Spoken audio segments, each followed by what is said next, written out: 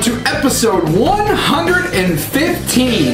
115 of the internet sensation known as Triple Threat Talk. As you can see, even a blind squirrel finds a nut every now and then.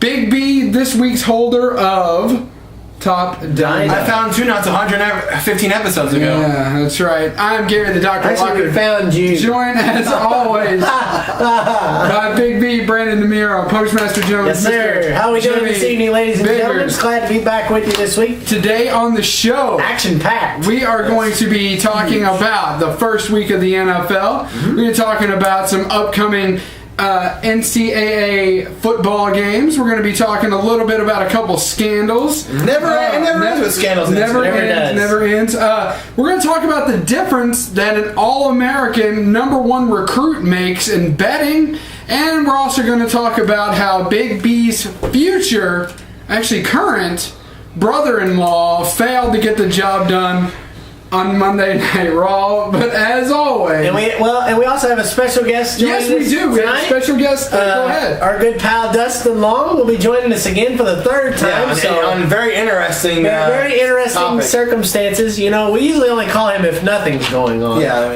mean, but, something has to be going on. This is something. This is something that I've been taking notice of. This is actually a huge thing. He was gracious enough to give us some of his time, so we look forward to chat with him a little bit later on. Appearance. Yep. So we thank him for that. So with that, let's kick it off with user questions from Against All Odds 20. With the upcoming Battleground pay-per-view, do you think that would be a great pay-per-view to revamp War Games and bring it back, or a match like it? I couldn't agree more with him here. The War Games match was always pretty cool in WCW to watch. I enjoyed watching that one.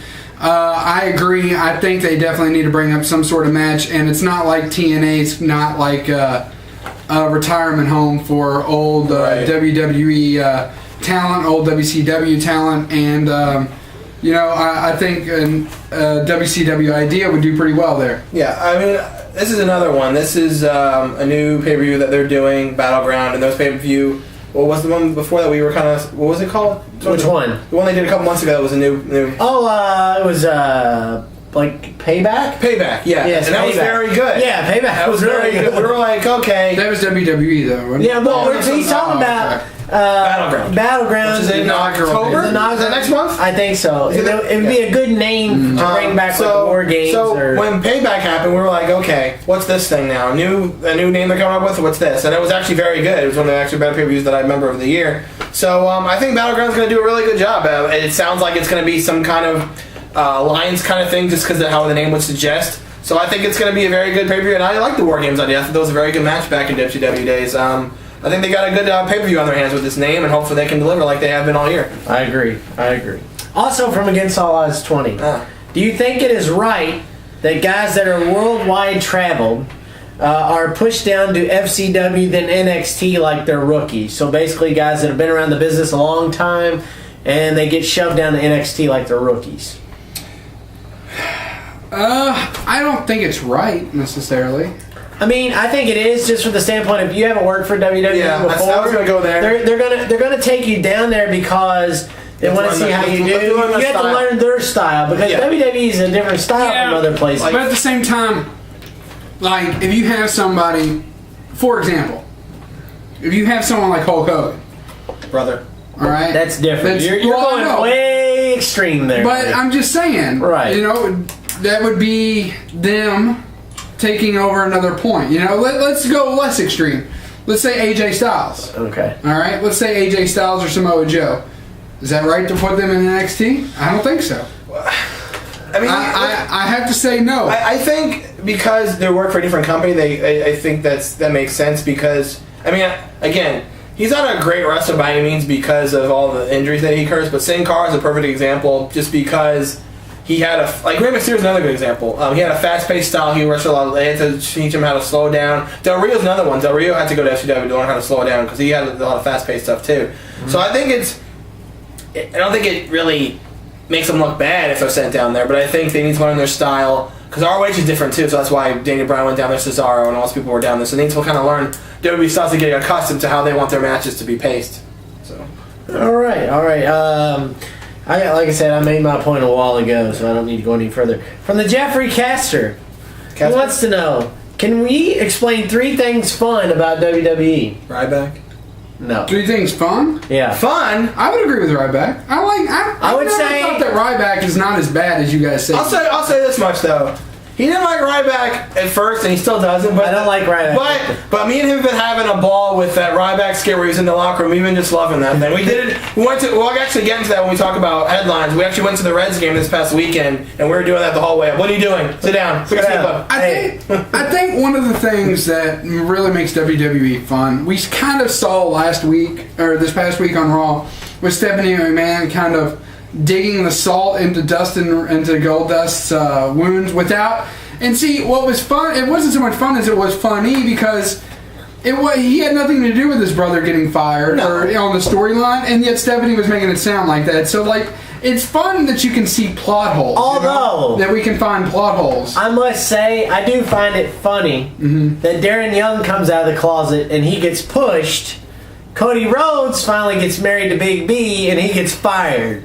So at least they're all about equal quality. Yeah, it's equality. You can't really say anything about them being discriminatory. You can only go downhill from here. So, fun plot holes like them trying to blame his firing on Goldust, or on Goldust, or like the ironclad contract now that we've seen. It's fun to watch. It's fun to really look up for the plot holes. Yeah. Right. The thing about this question, and I'm not trying to be mean or condescending at all, but I don't think it matters what I say to him. Because Caster seems to really be anti-WWE. He's more of a TNA guy. He's asked questions. Caster? Yeah. Oh yeah. Yes. I don't think so. No, he is. He had a couple episodes ago. There was a bunch of comments. It was all about TNA. Prove me right here, Jeffrey. Come on. I know you love the WWE. He's a huge advocate. No, he's asking questions. He asked a question we actually that didn't have time to answer about TNA matches. So I'm gonna name 3 fun things. Personally, myself, I think the young up-and-coming talent's a lot of fun to watch. I think they have a lot of really young up-and-coming talent that we don't see, especially in FCW. El Generico's there now. He's got a new name. He's so generic. That's really bad. Cesaro's very good. Cesaro is really good. Daniel Bryan, Ziggler, Cody Rhodes, they got really good up-and-coming talent. Sheamus is still good. Again, we're surprised. Go ahead. The Wyatt family. Yeah, the Wyatt family. I mean, yes. I don't know about the doc, but I know me and PostMaster are very surprised that WWE's been this good since the entire year. I agree. It's 9 months in. I haven't seen anything that's really, come on, 9 months in. Exactly. So I mean, I've watched it since I was 6. I just always like to know what's going on. It's just it's entertainment. It's basically what it is. If you want to watch wrestling, watch ROH, New Japan Pro. That's fine. But if you want to be entertained, WWE is the best ticket you can ever. This is probably one of the best years they've ever had. Yeah. He also wants to know, why is WWE burying Dolph Ziggler? Okay, it's pretty simple. I'll say. You want me to just answer this? Just all right. Yeah. So basically, what happened is he gave an interview over the weekend when it was SummerSlam time. He said something. I don't exactly remember what he said, but he said something that WWE didn't found pressed a button that they didn't really want to be pressed. So that is probably why he's being beaten by certain people. He's not really in the world title picture anymore. He hasn't even remotely had a chance to be back in the main event, so it seems like he's going to be there for a little bit. I guarantee they're hopeful to bring him back up because they know how talented he is, but right now he's in the doghouse because of something he said and they didn't care for it. Alright, with Santino Marella back, Cobra, will he get a push or will he job out? I think he'll job out. He is good for entertainment, and he'll probably beat certain people. But he beat Cesaro on Monday, and then I read the spoilers for SmackDown. He beat Damian Sandow, who's the Money in the Bank suitcase winner, on Friday. I can agree with that because Cesaro and Sandow are way bigger than Santino. But also on the other side, Cesaro's been pushed a little low lately because he's been with Zeb Coulter. He hasn't really done much since he was U.S. champion. And Sandow's the worst booked Money in the Bank winner of all time. That's true. So, will Santino job out? For a little bit, I think he's going to start beating some people. Is he going to get to mid-card? No. Here's the thing about Santino, and I remember him wrestling, in OVW, and he's actually a very talented wrestler, but they've gone so far with this gimmick, he's like a joking character, they can't go back now. They can't reverse it and make him a very technical wrestler like he is, a very good submission wrestler. So they really can't go back on that. So he's stuck in this character for the duration of his time in WWE. And I think he likes it too. Well, he's very funny. He's a very funny guy.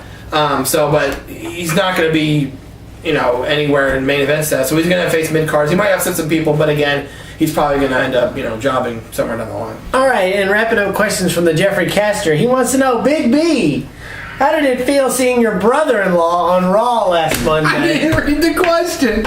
Well, there's two problems with that question. One, I'm not married yet, and two, I don't have a brother-in-law, so that doesn't mean anything to me. So. Oh, quit being such a funny guy. Moving on. From the Bucking Five. He's it's that time of the month, Jeffrey. It's okay. All right. He didn't mean that. Moving on. Who is your college football standout and the people most likely to go to the NFL and do good or even great? Bridgewater. I right at this point I've got to say Javadian Clowney. I think Teddy the kid is just absurd. Yeah. He proved it last week. Although, the thing about Javadian Clowney that I'm kind of concerned about is that all the hype he had last year, he's going to get a lot of pressure on him this year. He's handling it very well. He has to have a monster year, and he hasn't done it yet so far. We'll see what happens. But it's 2 games in. I think he's played very well. Well, he switched sides. They put him on the right side. They put him on the right side to help cover. But I think he's handled the adjustment very well. I think he's doing very well. He's learning outside of the curve. He got so much publicity from that hit last year. So we'll see. But I think I got to put him right now simply because of one thing. I have to put him ahead of Bridgewater right now just for one thing. I'm putting Bridgewater 2. I'm not or 3. I'm sorry. Draft or Heisman? I got Heisman. No, Heisman? No, draft. Let's say Janie Van Clowney win the Heisman to be very draft because he's a defenseman. What I'm saying right now is the fact that he has. The reason I'm putting Clowney number 1 is he is learning outside the curve when they switched him to the other side of the field. Yeah. If you put Teddy Bridgewater in a tight end or a wide receiver position from quarterback, he's going to struggle and he's going to have difficulty. My issue with that is if you have Clowney immediately learning the opposite side of the field as well as he has been doing, that's just incredible. That's the kind of talent that if he was to go out and be a defensive end instead of a cornerback or a safety, he would pick up on, and that kind of talent in the NFL is very, very rare and awesome. Right. That is a great trait to have. For me personally, it'd be Bridgewater, just because he seems like he's very comfortable in the pocket, like throwing in the pocket. So, and again, to your point, it depends. It really does. It depends on what you're looking for. Well, it depends what team is there in that time. It depends if Jacksonville is as bad as they are last week. They're not going to need a quarterback. Well, they might, but I don't know if they go for Bridgewater. I don't know if they're going to stick with Blaine Gabbert or Chet Henry or not. But most of it, I think, they're probably going to look for a defense, so probably Clowney would go first. But you never know. Somewhere in college, there's a lineman that's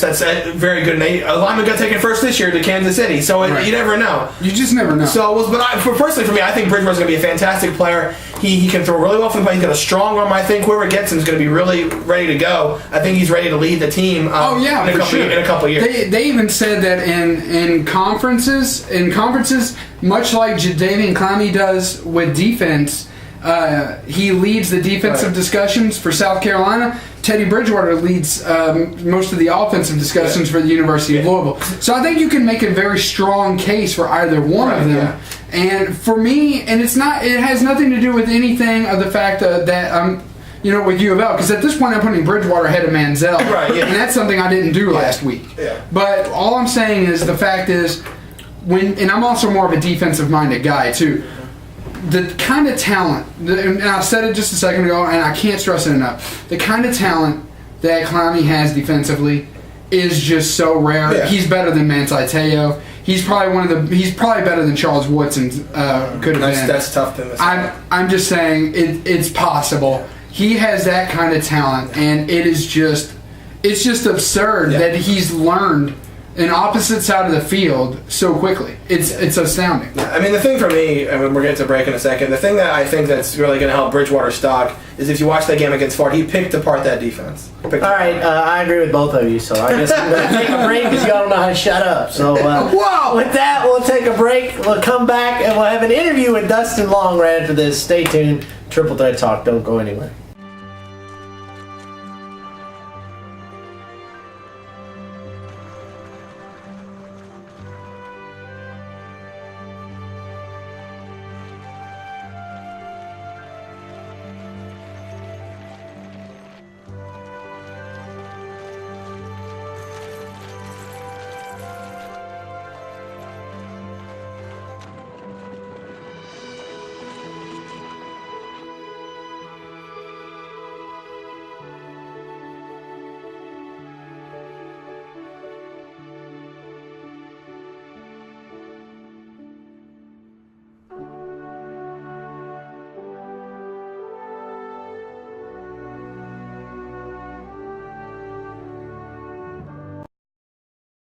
Triple Threat Talk, Postmaster Jones, Jimmy Biggers, along with Big B, Brandon DeMiro, and the Dr. Gary Lockard. And we're joined right now by a good friend of the show. It's his third time joining us on the show, and we always seem to call him when there's not a lot going on in NASCAR, so we thought we'd give him a call, see how he's doing.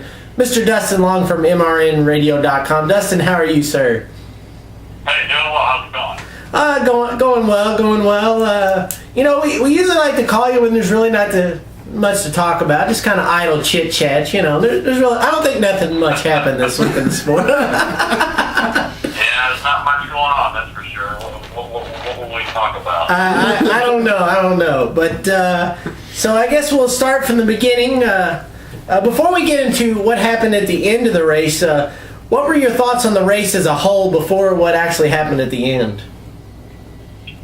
Well, I mean, certainly it was an intriguing race, and a lot of different drivers had their opportunities. Brad Keselowski needed to win and had a lot of things come his way, and for a while it looked like he might actually make the chase, and that would certainly have been a remarkable story. You have Jeff Gordon trying to fight to get in. Kurt Busch certainly ran well all night and was looking to be in a good shape, but you kind of wondered would they be able to, with something not strike that team as it has in the past. So there certainly were a lot of interesting storylines and a lot of fascinating stories leading up to the final laps, and then we had chaos, and then we had a lot of issues after.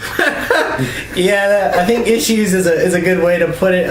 When you first saw Clint Bowyer spin out to bring out that caution with about 7 laps to go, did you think anything at all initially when you first saw it? It's kind of hard at that point. Certainly, the issue of Bowyer spinning, Newman in the lead. Newman was on the way to, if he wins, he clinches a chase spot, and that's the way it was looking. It was going to knock Truex out. But, it's I don't know if you're putting, there's so many different pieces of that puzzle. You're thinking, really? Because something like this happen? And you just kind of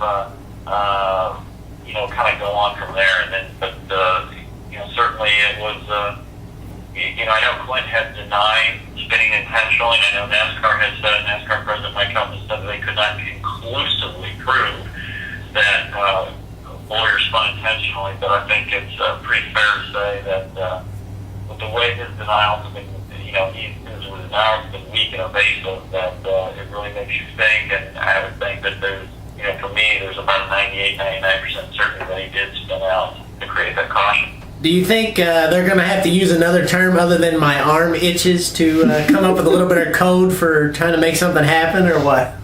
Yeah, I don't think that conversation will be repeated anytime soon on that frequency. You're right. And then my question is, what happens if his arm actually does start itching? That is true. That is true. And then after we restart, we had a little bit of a funky restart. Some people have even said maybe Carl Edwards jumped the restart. Others have, said, and that wasn't the case, especially taking a look back at the nationwide race on Friday. But with about 2 or 3 laps to go, Brian Vickers is mysteriously called into pit, and he sounded awful confused on the radio communication. Well, yeah, and to be honest, I mean, at that point, most of us in the media side, we're focused on whoever's leading, whoever's trying to get in the chase, who might not be in the chase. Brian Vickers is not anybody that, most people are paying much attention to, other than the Vickers fan, for sure. But, a car going down pit road at the end of the race is something that you've seen before. That was one of the things I asked Mike Helton on Monday night is, if they could conclusively prove that Clint Bowyer spun, well, you had Clint Bowyer and Brian Vickers come down pit road at the end of the race. Those are things that happen in some races. So I asked Mike, I said, how do you penalize this organization? How do you justify it? If you can't prove that Clint Bowyer conclusively spun, and you have these pit situations, how do you prove it? And Mike said basically it's a conversation of Vickers' great deal where, like you said, Vickers was confused when he was told to pit. His reaction was not of like, okay, I'm coming in. It was like, what? Are you talking to me? Yeah. What are you talking about? And then his spotter, the team general manager, Ty Norris, saying, look, you've got to come in now. We need that point. For all intents and purposes, that was the smoking gun, or as close to a smoking gun as NASCAR had. And NASCAR basically used that as the penalty penalize the entire organization for the totality of the event because they could not penalize each individual event, and they tried to be severe enough that this monkey business doesn't happen again. Remember, it was 2 years ago that there were questions about when Paul Menard spun late in the Richmond race, and that helped Kevin Harvick go on and win, his teammate win that race. So you're talking about twice in the last 3 years you have these kind of unique or coincidental circumstances. And at some point, NASCAR's got to step in and put their foot down and say, this garbage isn't going to happen anymore. And I think that's what they tried to do with this case. Now comes today the report by Fox Sports 1 on Race Hub today that, there's some curious conversations on David Gilliland's radio in allowing Joey Logano to pass him to gain a spot, gain another position to help his chances of making the chase. Now, Gilliland and Logano are not teammates, but they both drive for Ford. And the thing that is concerning for some people is that the talk on the Gilliland radio is that, hey, if we let them buy, they're going to help us with whatever we need down the road. So it almost sounds like a deal has been made. Is it for goods and services? Is it something like a cash thing, saying, hey, if we get in, you're going to get this? And I think that becomes a little bit of a concern to some degree. Now, let's be honest, this stuff has happened all the time, has happened in the past, but NASCAR's kind of opened the Pandora's box that when they said on Monday that the penalty was in essence, the smoking gun was in essence a radio conversation directing a driver to come down pit road and essentially give up his position that helps somebody else. Well, again, that happened all the time throughout the history of the sport. Right. Now that you're going to start penalizing that, now that you have this other instance with David Gilliland and Joey Logano, is this going to bring out the same response for NASCAR? NASCAR has said that they are looking into the matter, but they have not seen enough at this point to react. But if they have to react, we're going to hear something probably in the next day. Will they do the same thing that they did to Truex? Suddenly Jeff Gordon going to be in the chase and Joey Logano not be. I mean, this thing just keeps going on and on and on. I mean, I was going to ask you with this new story coming out today, and the possibility of maybe kicking Logano out of the chase, with depending on what NASCAR does or doesn't do, and Jeff Gordon getting in the chase. Do you think that's a possibility that they will rule to where it would remove Logano from the chase, or do you think, like you said, that NASCAR as of right now hasn't seen anything to make any changes? I mean, what are your thoughts? Do you think they'll make a change? Do you think something else will happen, or do you think they'll leave it the same? I think there's still more needs to be done. The radio conversations from Gilliland's side is just the one side. Is there something on the Penske side that can affirm what's being said on Gilliland's radio?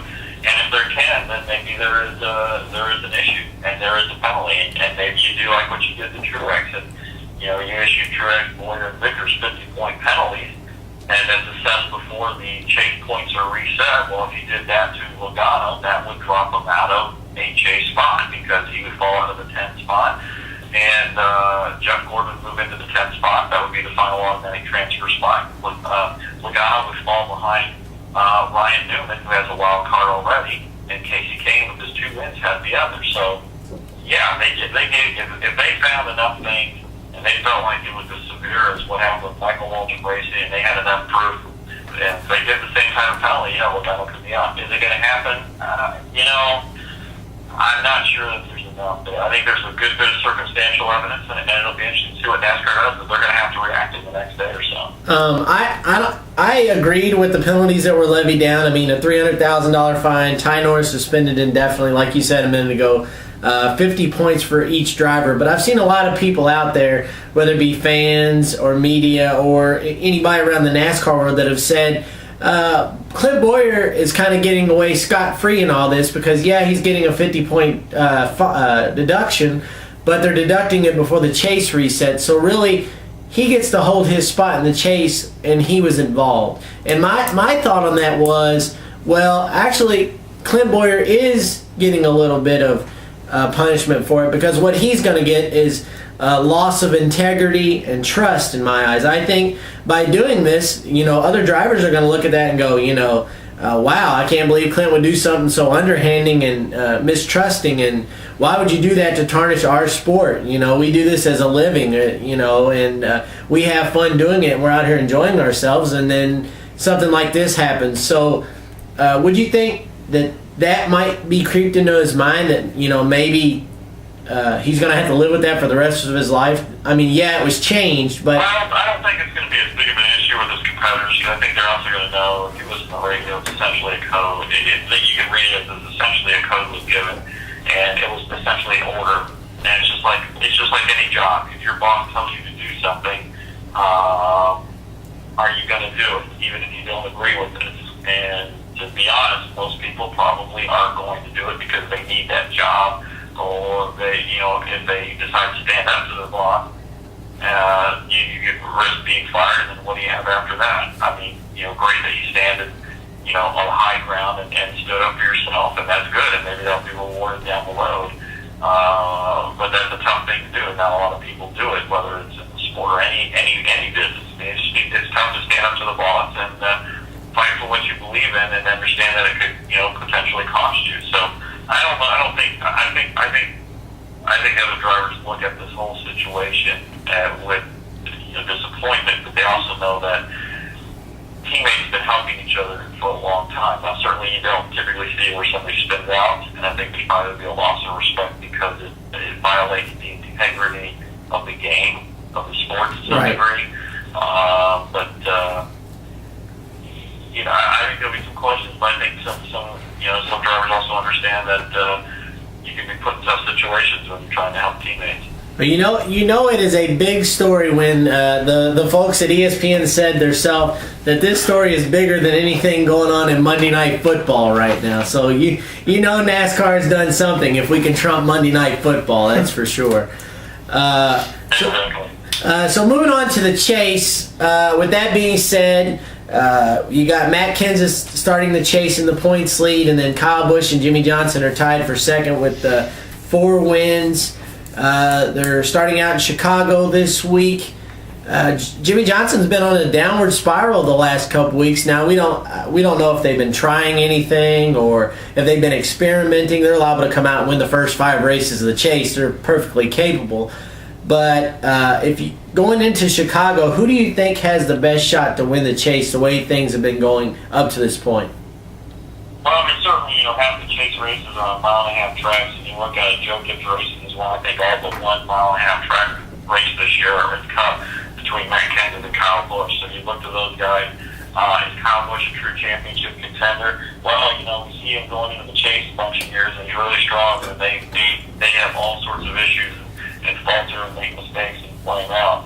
So until Kyle Busch can run 3 or 4 or 5 chases, before Kyle Busch can get, he needs to get to halfway through the chase and be in the leader and be in the top 2 or 3 to convince me he can win the championship.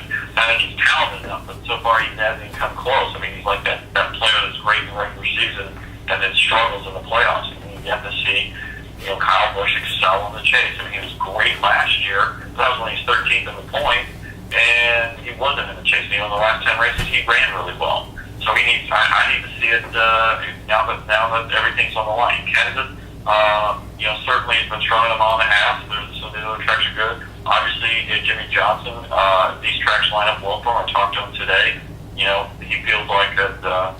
You know, certainly he's not too worried about what happened at Bristol and Richmond, and he's confident. You know, they felt like they had good speed at Michigan. In Pocono or Michigan, he had a little backup car, and even the backup car was fast, so there's confidence there on the big tracks. So I think that what you're seeing is, you know, I think Johnson and Kendra could be the 2 big guys. And I want for somebody to pop up there. Maybe it's a Kevin Harvick. You know, Kurt Busch could be strong and early on, but I'm not sure if that team can carry through 10 races. And then again, you know, there'll probably be somebody that pops up that we're not looking at. Is that Carl Evans? Is that Greg Biffle? Is that Ryan Newman? Don't forget about Casey Kane, who's shown a lot of speed, but again, they have their ups and downs, and that's why he needed a wild card to get in the chase as opposed to qualifying in the top 10. Well, Dustin, we want to really appreciate your time here. I know you're a really busy man, and we thank you for giving us a few minutes of your time as always, and we look forward to having you again on the show again real soon. Sounds good. Appreciate it. All right, thanks, bud. Thanks. All right, that was Dustin Long from MRN.com. And when we get back from this break, we'll get right into headlines right after this. Stay tuned. Don't go anywhere. Get in. Coca-Cola Racing Family Road Trip. 99 bottles of Coke. 99 bottles of Coke. You got a left, then another left, and make a left after that one. Yeah! Whoa, taught her everything she knows. Are we there yet? And welcome back here on Triple Threat Talk. Postmaster Joe and the Jimmy Biggers, along with the Doc, Gary Lockard, Big B, Brandon DeNiro. We want to thank Mr. Dustin Long, as always, for his time. His third time on the show. It was very awesome of him to join us. Time. He was a very busy man. So it was Very good for him, busy. too. Especially what's And, going on in the sport, I would imagine. Yeah, a lot of stuff went to happen, and apparently it's not over with yet. The one thing that I got from that interview that you said that I don't think NASCAR is proud of is that they're beating Monday Football, but it's for the wrong reason. Exactly. You know, it was funny too. I knew he was pressed for time, so I didn't want to say any ludicrous comments. But the whole thing, you know, helping other people win races really does kind of bring to mind the end of the end of Talladega Nights, when they hook up him and Cal Naughton Jr. hook up in the slingshot. And his slingshot engaged, and it helps him shoot. It's a movie. I know. We've all seen Talladega Nights. But what I'm saying is, when I'm making the parallel that people thought it was so crazy that someone would help another team win. I know it sounds crazy. And it's. Thank you, Carly Ray, You're welcome. Postmaster. Yes. But it's one of those things where he was talking about the two teammates that were not teammates, but they drive the same car. It just kind of brings to mind that scene from Talladega Nights. Thank you for that rousing story about Talladega Nights. So You know all about arousing lately, don't you? What? I don't get that one. But so before the interview, we finished up user questions, and we need to annoy the viewer of the week. We have to? Yeah. So Jeffrey Castor. Yes, Jeffrey Castor. I agree, because he asked Big B about his brother-in-law. Okay. So now, wait a minute now. So now the criteria for being viewer of the week is to bash me. So now anyone can be viewer of the week now, right? So Why are you guys viewer of the week? So Jeffrey Castor, you're this week's Triple Threat Talk episode 115, viewer of the week. I'm not happy about it. You'll deal with it. Don't I always? So with that, With that, Big B, with that. with Big B, roll the beautiful bean footage. Bean. Doctor, give me the news. I got the bad case of the headline blues. Burn those calories. Yeah. Woo! It is nothing happening this week in the world of sports. NASCAR included. Nothing is going on. We got NASCAR, so we won't talk NASCAR in the headlines. That was our big story that we. So that's what This has been for Triple Threat Talk for Big B. So this is what I've got. We got nothing. Well, So if the first segment is any indication, I might as well take a nap. I know, right? So, U.S. men's soccer edges out Mexico 2-0 to go to Brazil. Football. And the next step in the World Cup qualifiers. Wake up. Landon Sorry, Donovan soccer and Eddie puts me to Johnson sleep. are responsible for the team's goals. Hey, I don't sleep when he talks tennis or when you talk NASCAR. Actually, you do sleep when he talks tennis. Well, that, Now he gazes into the starlight for Chrissy McHale. yeah, that's right. When's she coming on the show? That's Work on that. I guess as good as mine. Tennis. We don't have any tennis to talk about. we do. Do we have a little bit? Go ahead, take us through tennis. That was placed. Yeah. Thank you. By the way, your tennis, what a failure. Of all things, the nerve of tennis. The nerve. Oh, because they interrupted under the dome. Interrupt the TV. Under the phone. People have shows they like to watch, and because of tennis. Hey! What? The show was on regardless, was it not? Yeah, but it was late. The show was on. It was late. The show was But on. you had to DVR it. Yeah, see, you can't DVR it. CBS. That's crap. Speaking of CBS, Crap. can I go? No, you're done already. Okay. You're already done. No. Rafael Nadal wins Ah, the US Open. shush, Serena shush. Williams wins. Tennis is over. Moving on. Quiet. This past weekend, the final Grand Slam did happen in New York. Fantastic facility, and we had a number 1 and number 2 final for the men's and the women's.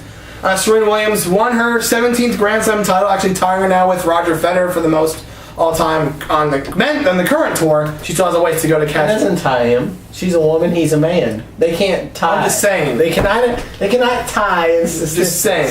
Anyway, but she still has a ways to go to catch people like Chrissy Everett and she'll catch him. Really, yeah. She keeps it up. Yeah, she won the 17th Grand Slam to her 5th U.S. Open, defeating Azarenka in 3 sets. She actually had a chance to serve for it in the second set. She couldn't really get it done. She folded like an Italian beach. Bingo. Bingo. So, but she definitely came back strong and won the third set pretty handedly. Nadal wins his 13th Grand Slam, only 4 behind Federer. I personally think he's going to catch him. If Nadal... I've debated about this for a while now. If Nadal catches Federer and surpasses him, I have a feeling I could start to classify Nadal as the greatest ever, only because telling said about Nadal, out of the top 30 players that are ranked in the ATP, Nadal has a winning record against all of them. So that's a really telling stat for Nadal to have. He beats Djokovic in 4 sets, wins his 13th Grand Slam title, and his 2nd U.S. Open overall. I think he's about somewhere along the line of 100 to 120 points behind Djokovic for number 1. He's obviously going to get there. He's been the best player all year. I think he's won all 3 matches all year. He's won Indian Wells. He's won Montreal. He won the U.S. Open. He's won the French Open. He's the only player to win 2 Grand Slams on the men's side. Nadal looks fantastic heading into the year-end championship. I don't know if he's going to play or not. I would assume he would go to the top 8 that are going to play the year-end championship. I think it's only a matter of time before Nadal catches Federer, and then the conversation can commence who's the better of all time, Federer, Nadal. It's going to start leaning towards Nadal. I mean, Nadal is just... Is tennis wrapping up for the year? It's getting towards the year-end championship, but... Which is what? And what's the name of it? I think it's called the Barclays London World Tour Finals. Oh, okay. But... They don't have the ATP whatever? It's World Tour Finals. Oh, okay. But it's just... Federer's starting to slip, and Nadal's just picking up his game. I mean, he could legitimately pass Federer in the next 2 years. Federer done.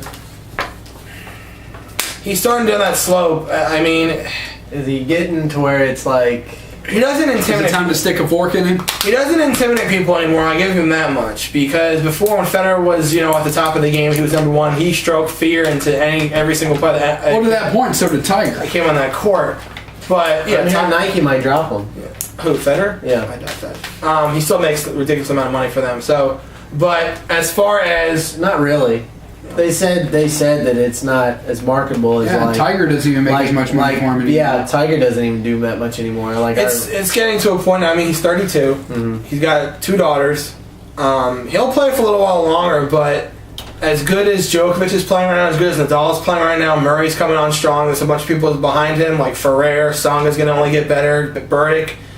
And Federer's was the people that are even in the top 10. He's the people that are ranked 162 in the world or whatever. Wimbledon. And he's just we wanted to see the Clash quarterfinal that we haven't seen the U.S. Open ever. They played every single tournament at Grand Slam except for the U.S. Open. They still haven't played that. It was Nadal got there, but Federer did not. Federer lost to Breda. So I don't know. It just seems like Federer is on that downward slope at this point. And Nadal's going to take over the sport. I mean, Nadal's playing great. His knees are holding up. And, I mean, again, if he plays as consistent as he is now, I mean, he's going to pass Federer. He's going to surpass him by leaps and bounds. And people are going to say, you know what, Nadal's the greatest ever. He has a winning record against everybody. He's the king of clay. He beats everybody. And it's weird to say, but Nadal... that was Play-Doh. It looks like Nadal could be the greatest tennis player who ever lived. So. I got it. I know you got it. But yeah, he didn't get it. I got it. I wasn't paying attention. But it seems like it's an exciting time for the sport. I mean, I feel privileged to watch these great players play, and it's exciting to watch these players that are clearly the best of the history of the sport, to watch them play. It's fantastic. Notican Sue fined $100,000 for this. Who? Notican Sue. Who in the world is that? Who is that? Dominican Sue. Who? No. You want to try again? Take 3. Nadama Sue. That's close enough. Close enough. Second and a yard, they're going to throw it. And it's intercepted by Levy. And he's on his way to the end. That's what I'm trying to say. Adamakin Sue. Very unprofessional of you two, by the way. Unprofessional of us. Yes. You're the one. You need to know how to pronounce his name. See, here's what you do as a journalist, as a professional. Before you go on the air, you pronounce the name a bunch of times until you get it right. Yeah, he's right. No. You don't see him messing up Azarenka. I see him pronouncing it so fast he can get away with it even if he did. Azarenka. Okay. What about the others? Federer. Djokovic. Agnieszka Radwanska. There you go. Radwanska was right. The other one I'm not so sure. Agnieszka's her first name. Okay. There you go. It's Polish. Though. Serena Williams. I'm very culturally diverse. All right, play the hit. I did. I played it when you said it. I played it when you said it the third time. Yeah. All right, so you know what? Fined $100,000. This is his 6th fine for dirty hits. He's appealing. And then he'll win that one. He has the audacity, I guess, to say he's a clean player and that he doesn't mean to lay these hits on people. There's a reason you keep getting fined. He is so full of it. It's ridiculous. You know, after the stomp on Rodgers and the kick to the groin to Matt Schwab, he had an interview. I think I was on CBS, something like that, and he said, you know, I'm not a dirty player, or whatever. Dude, you're a dirty player. Get over it. They've been dirtier. The thing that really gets me about this hit is that Ponder throws the interception. It's bad, and the guy picks it off. That guy that he took out the legs, he had no chance of catching him. None. There was no reason he had to block that guy below the legs. First of all, no reason he had to block him, period. The guy was way far out in front. He's going down the solid. No one's going to catch him. And what happens? They take away a touchdown because Adamakin Sue has to play stupid again. Yeah, I mean, at this point, he causing the team kind of like, let's go ahead and play this hit, too.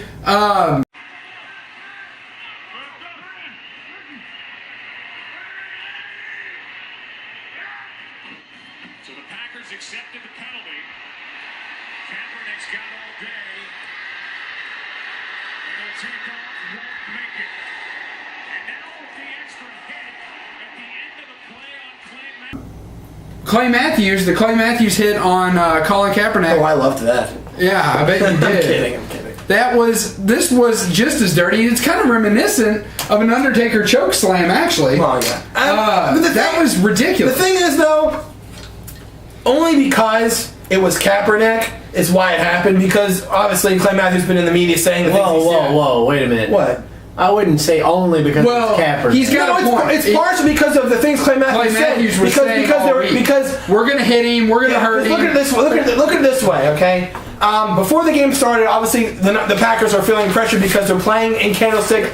What I meant by that is I'm not taking it away from, because I'm saying if that was any player, it would have been a penalty. Well, no, it's not. I'm not talking about the penalty part. I'm talking about how he tackled him. Well, yeah, because you know, obviously he was interviewed and they lost to the Niners twice last year, and Kaepernick burned him for 181 yards in the playoffs. So obviously he's getting tired of hearing about Kaepernick, about the read option and all this running stuff. So then, he basically says, you know what? He comes at me, I'm going to take his head off. He basically said that. So when he came time to do it, he kind of did it. So and here's the thing, also, when it comes down to it, he kept on saying all week that I'm going to hit him, I'm going to hurt him, and then at the end, he goes up and tries to hug him like nothing's happened, like nothing's going on. What's up, bro? When you've been saying all week that you're going to hurt this kid, and then you get mad when A, you get called for it, and B, you get mad when they do enforce the penalty incorrectly. Yes. But to me, it doesn't really matter, even on the outside looking in. Speaking from someone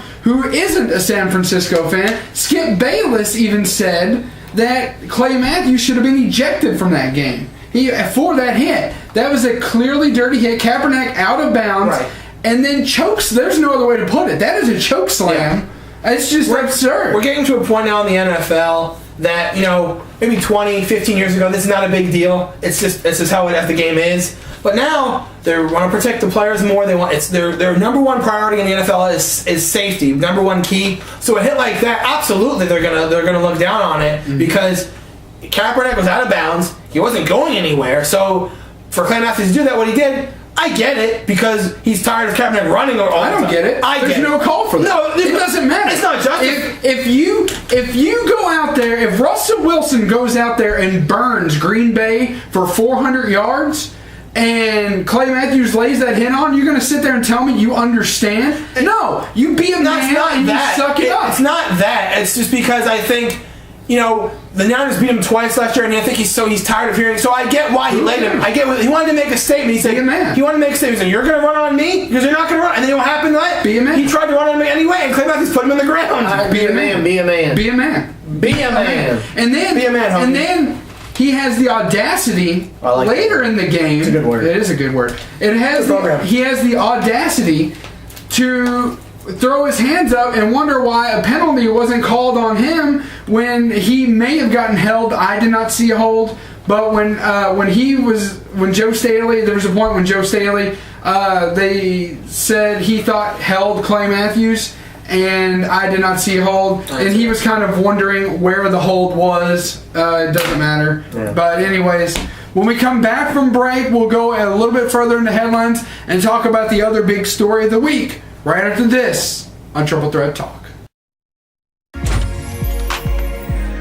James, please don't do this. I just had the best year of my career. I gotta keep things fresh. Well, then let's just go to Foot Locker. They got all the fresh new gear. But I have real talent. Can I get playback? Okay. I wear my shirt open so you see my chest, girl.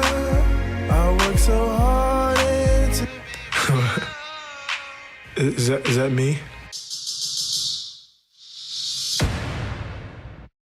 And welcome back here on Triple Threat Talk. Postmaster Jones, Jimmy Biggers, along with my co-host, Big B, Brandon Rhodes, and the Doctor, Gary Locken.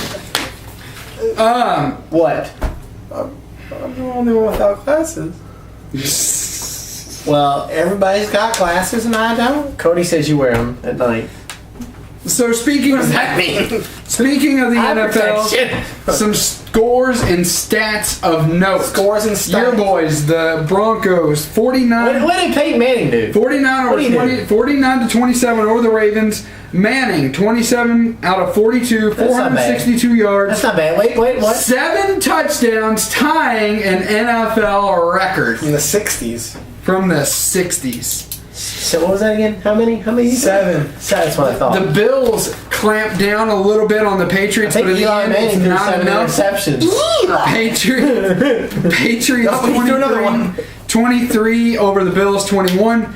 The Squealers showing a little bit of a stagnant offense. Titans 16, Steelers 9. Stagnant wasn't the word. They looked abysmal. It didn't help that they're starting center now. What? Marquise Pouncey went out real early in the game. Steelers lost a lot. Larry Foote's out too. Larry Foote's out. Yeah. Marquise Pouncey's out, and 2 other players are out. I don't know what happened to them in that game. They're playing at home and they put up 7. They're old. They put up 7 because they didn't have that too. That was Tennessee's fault. I go up there because for those of you that don't know, we go a lot to Buffalo Wild Wings. I'm getting there. So I get a call from Postmaster here, and he says Brandon left, and I'm like, what? What happened? So Brandon left because there were 9 receivers and there were 10 afternoon games, and he left because they didn't carry the Seahawks game. They cut out the Seahawks. And so he went home. And so he calls me. I get there.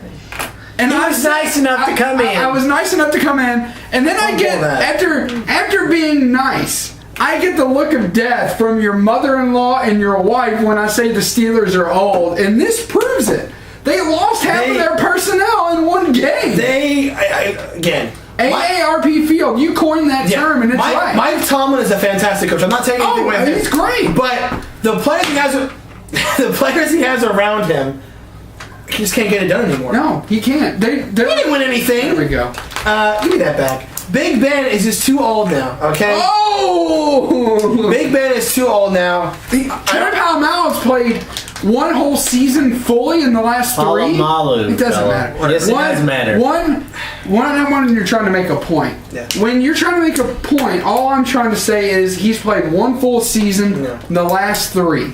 And that is absurd. And that's combined. For them to lose, maybe at Tennessee, it wouldn't be as eye-opening. For them to lose in their home opener, only scoring 1 touchdown. And it actually was a meaningless touchdown. Yeah, so they didn't score at all. They didn't score at all. That safety was Tennessee's gift. Yeah. Like, here you go. Here you go. Here's the safety. We're going to spot you 2 points. That's what Tennessee did. So, I mean, but even then, I think the lesson here is both offenses look stagnant. Chris Johnson has proved for Tennessee, and I'm not just going to bash the Steelers. This is not a Steelers bashing session. That's later. Yeah, that's next show. Chris Johnson has proven without a shadow of a doubt that he was a flash in the pan. Perfect. 25 touches, 70 yards. Well, at least we can look forward to him racing that cheetah. Yeah, the cheetah's going to catch him. His meal. The Jets over the Bucks, 18-7, in an astonishing last second. 18-17. What an idiot! In an astonishing last second. Yes, field our goal. idiot of the week involves this game. I think so. There's no question about that. Bucks look awful. Another set of and I'm not just saying this because it's your team. It's true. Another set of stagnant offenses. Seahawks 12 over the Panthers 7. Russell Wilson's stat line: 350 yards, 320, 1 touchdown. His receiving core, abysmal that game. Absolutely abysmal. I don't know what game you saw. Abysmal. I thought Doug Baldwin played fantastic. Soul-saving grace in that entire team. He threw to Baldwin. He threw to Tate. He threw to Zach Miller. He had a touchdown to Curse. Let me ask you this. Did any of their receivers break over 100 yards? Baldwin did. No. Baldwin 91. Oh, okay. So close. He did not break over 100, though. That's fine. That's all I'm saying. And no touchdowns. Very rarely any touches. And here's the if their receiving core did so well, why did they score 1 touchdown? That's what I'm saying. So you're gonna ask me a question? I'll answer. No. That is I'm wanting you to defend the point. If you think that their offense did so stellar, why did their entire receiving core to all those people only get 1 touchdown pass? And you tell me why that's not a stagnant defense. And if you say that the Panthers are a top 5 defense, you're out of the room. If you say that, you're out of the room. Panthers were a top 10 last year. They were. That's a fact. The Panthers were a top 10 defense last year. They have an excellent front 4. They have a great linebacker, Luke Kitchley. They're a good team. Panthers are a very good team. People are not giving them enough credit. Panthers are a team. I think the team that's going to surprise some people this year. They have a great defense. And the thing about the game, last year they played. Here's the thing: Seattle's not a good road team. I know that. They're not a great road team. They're not one of the best road teams out there. But they played good and they won the game. That's all that matters. I think Wilson played great. I think Russell Wilson played fantastic. And the defense played pretty. I wouldn't think throwing 1 touchdown pass. 320 is pretty good. 320 is good, but at the same time, and then if let me rebut that point. If Peyton Manning were to go out there and have 500 yards and 1 touchdown, would you consider that a successful game? Absolutely not. No. Horrible. And the thing that I liked about the defense on this other side of the ball, they posted a career low for Cam Newton, only 125 yards passing, which is great for someone like that. That is great. That's a great defense. It was a good defense. You're not going to hear me argue that. But their offense was not that good. I'm sorry. I agree with him. I'm telling you. Their defense was good. The thing about the offense that they struggled with is because Carolina's front 4 is very good. They weren't able to get the running game going. That's what kind of hurts them. They need to get Marshawn Lynch going to get the game started up. He wasn't getting going because that front 4 of Panthers are so very well defense. So then you're just proved his point that the offense was stagnant. Their offense was stagnant. Marshawn against a good defense, obviously. It's not. They're not a great defense. They were top 10. If they play that way Sunday night, San Francisco is going to destroy them. Let's see what happened. They played in Seattle last year and you lost 45-13. Okay, you left in the third quarter. That's not this game. This game I'm talking about, they struggled against the Jaguars. They struggled against the Panthers. I'm sorry. They struggled against. They're both cats. They struggled. They struggled. They both struggled. What the hell? They both struggled. Cats. They struggled against the Panthers. The Panthers are a good team. No, they're not. They're going to finish third in the division. They're going to finish third in the wild card. Mark it down. No way. Mark it down. I don't think he's only defending them because. No, I'm not. I think they're a good team. I really do. They have like I said, they were a top 10 defense last year, and they have a great front 4. Okay, great front 4. Judges, you're the offense stagnant or not? The offense was stagnant, baby. Offense is stagnant. When he scored 12 points, you cannot say the offense wasn't stagnant. That's right. Marshawn Lynch was stagnant. I thought Russell Wilson played fine. So they scored 12 points. They actually only got 10 because they got a safety. If he throws 1 touchdown a game, they only scored 12. They had 2 field goals and they went for a touch and went for 2. It didn't get. Oh, they went for 2. Okay. Well, still. I thought Wilson played fine. I thought Wilson played. Marshawn Lynch.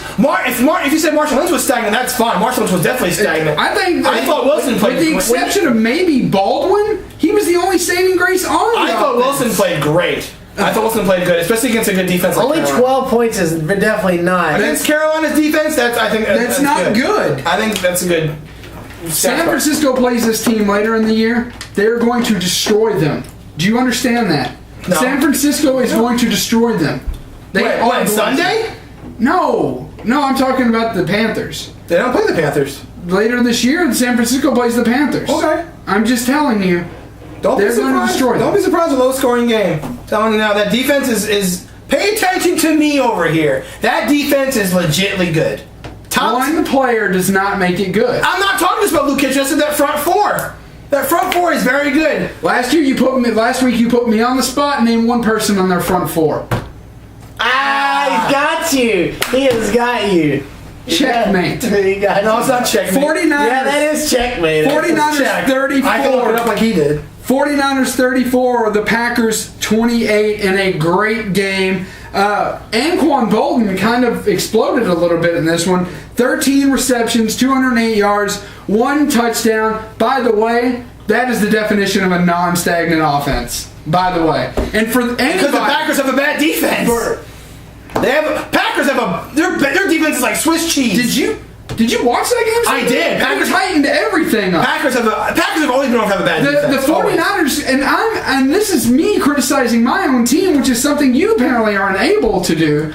The 49ers could not put up any points. They put up 1 touchdown one touchdown a quarter the first 2 quarters. It was only after halftime, after they made some adjustments, that they were even able to penetrate that defense. They even said on television with Troy Aikman and Joe Buck that they had tightened up that defense from last year because they ran all over them. It sure as heck did. Yeah, that's why Kaepernick threw for 400 yards. Because he did a fantastic job. Because the defense isn't that good. All of that came from the second half of the game after those adjustments. They have the worst defense in the NFC North. Easily. No. Yes, they do. The Bears have a better defense. The Lions have a better defense, and so do the Vikings. I don't think the Lions do. Yeah, they do. I think that's where. Even though Dominican Sue's kind of a dirty player, he's a very good player. But anyways, Colin Kaepernick proved everybody wrong. He played well. Sunday. He played very well. There are those people that say he has to use his legs to win. He doesn't. Now we know he does not. We have conclusive proof that he can use his arm as well. 450 yards, as you pointed out. Yeah. Cowboys over the Giants, 36-31, and this marks the first time the G-Men have lost in Jerry World. Jerry World. Well, let's just say they had some help. They had help because they had some help. Manning, 27 for 42. Not Peyton. Not Peyton. Yards. Peyton's like, that's not me. 4 touchdowns and giving the game away. 3 interceptions. You know what's sad? I don't know if this is telling of how bad the Cowboys are, because you take away those turnovers, the Giants they destroyed. They destroyed the Cowboys. The thing was that the thing about that game was I think the Giants would have won easily. That last interception that the Cowboys they needed it to win. But yeah, otherwise the Giants were going to march down and score the game with a touchdown. What was the statement that you told me, Postmaster? I said, I didn't say they were. I was saying they were going to be. By the end of the year, the Cowboys will be ranked in the top 5 defense. I would not say anything ludicrous that they were top. That's not what you said on Facebook. If I said that, I misspoke myself then. Facebook. I misspoke. Let me go back. We're checking the records. I misspoke. I'm checking the records. Here we go. Hold on. Here we go. I must have misspoke. This team has a different look to it. The top 5 defense telling you. That means they're going to be a top 5 No, defense. it's not. You were saying. I'm telling you they're going to be a top 5 defense. They switched from the 4. Not what that reads as. Well, you need to interpret better. Because I'm not saying they're top 5. I'm not an idiot. I know they're not top 5. They give up 400 yards to Eli Manning and 30 yards. You said it. I didn't mean it that way. What's wrong with giving up 400 yards to Eli Manning? You can't change what you type, so therefore you said it. You can't say, I didn't mean it, but I typed it. I know. I didn't mean it, but I typed it. I know what I was saying. I wasn't saying they are top 5 now. I'm not stupid. That's like they're not top 5. They give up 31 points. You said they were I meant they're going to be top 5 at the end of the year. Good God Almighty. That's like saying I'm gonna go. Where'd that go? That's just like saying you admit to drunk driving and then try to change the fact that you did it. Yeah, that's like exactly. You can't go back on your word. What are you, double back talk with Big B? He's flip-flopping worse than a politician. I meant to say you're going in reverse. You're going in reverse versus Obama on Syria. Jesus Christ! Wow!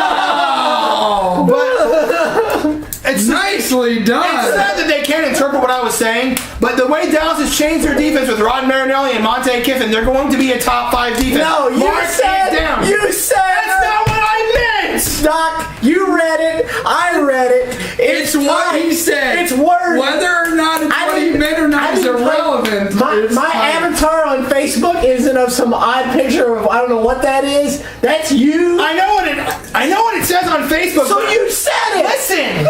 We're getting close to the break here. What I'm saying is, I know what I said. I said top 5 defense telling you. If you can't interpret that, I apologize. But what my words were meaning was top 5 defense telling you that this team is going to be a top 5 defense. No, it's not telling you. You were saying they're a top 5 defense. I know they're not a top 5. I'm not stupid. Then why'd you say it? I meant in the future they're going to be top 5. You should have said in the future. Whose fault is that for not interpreting it right? Whose fault is that for not timing it right? Jesus Christ. Let's take a break. We'll calm things down. We'll be right back here on Triple Threat Talk. Stay tuned. Don't go anywhere. The late 90s. A chance meeting at summer camp between young Colin Kaepernick and Russell Wilson sparks one of the fiercest Madden rivalries of our time. They vow to become the greatest mobile quarterbacks in the NFL, so they can someday beat each other with each other in Madden. Their training regimen quickly becomes the stuff of legends.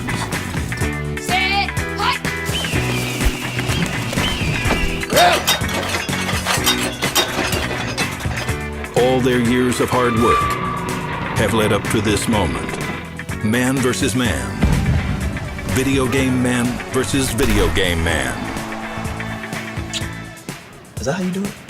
A season 25 years in the making. Madden NFL 25, rated E for everyone.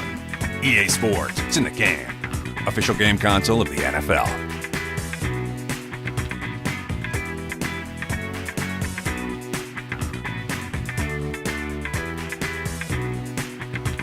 So I'm telling you, you said on Facebook, you cannot lie. I know what it says there. Okay, it doesn't say, and I quote, Big B says, and this is what Big B says, it didn't say, in the future, Postmaster and Doc, the Cowboys are going to be a top 5 defense. It's been like this the whole break. It just says, and I quote, I'm telling you they're a top 5 defense. Okay. So that's you saying. Okay, that's fine. Okay. But then that means the two of you think I'm stupid because I don't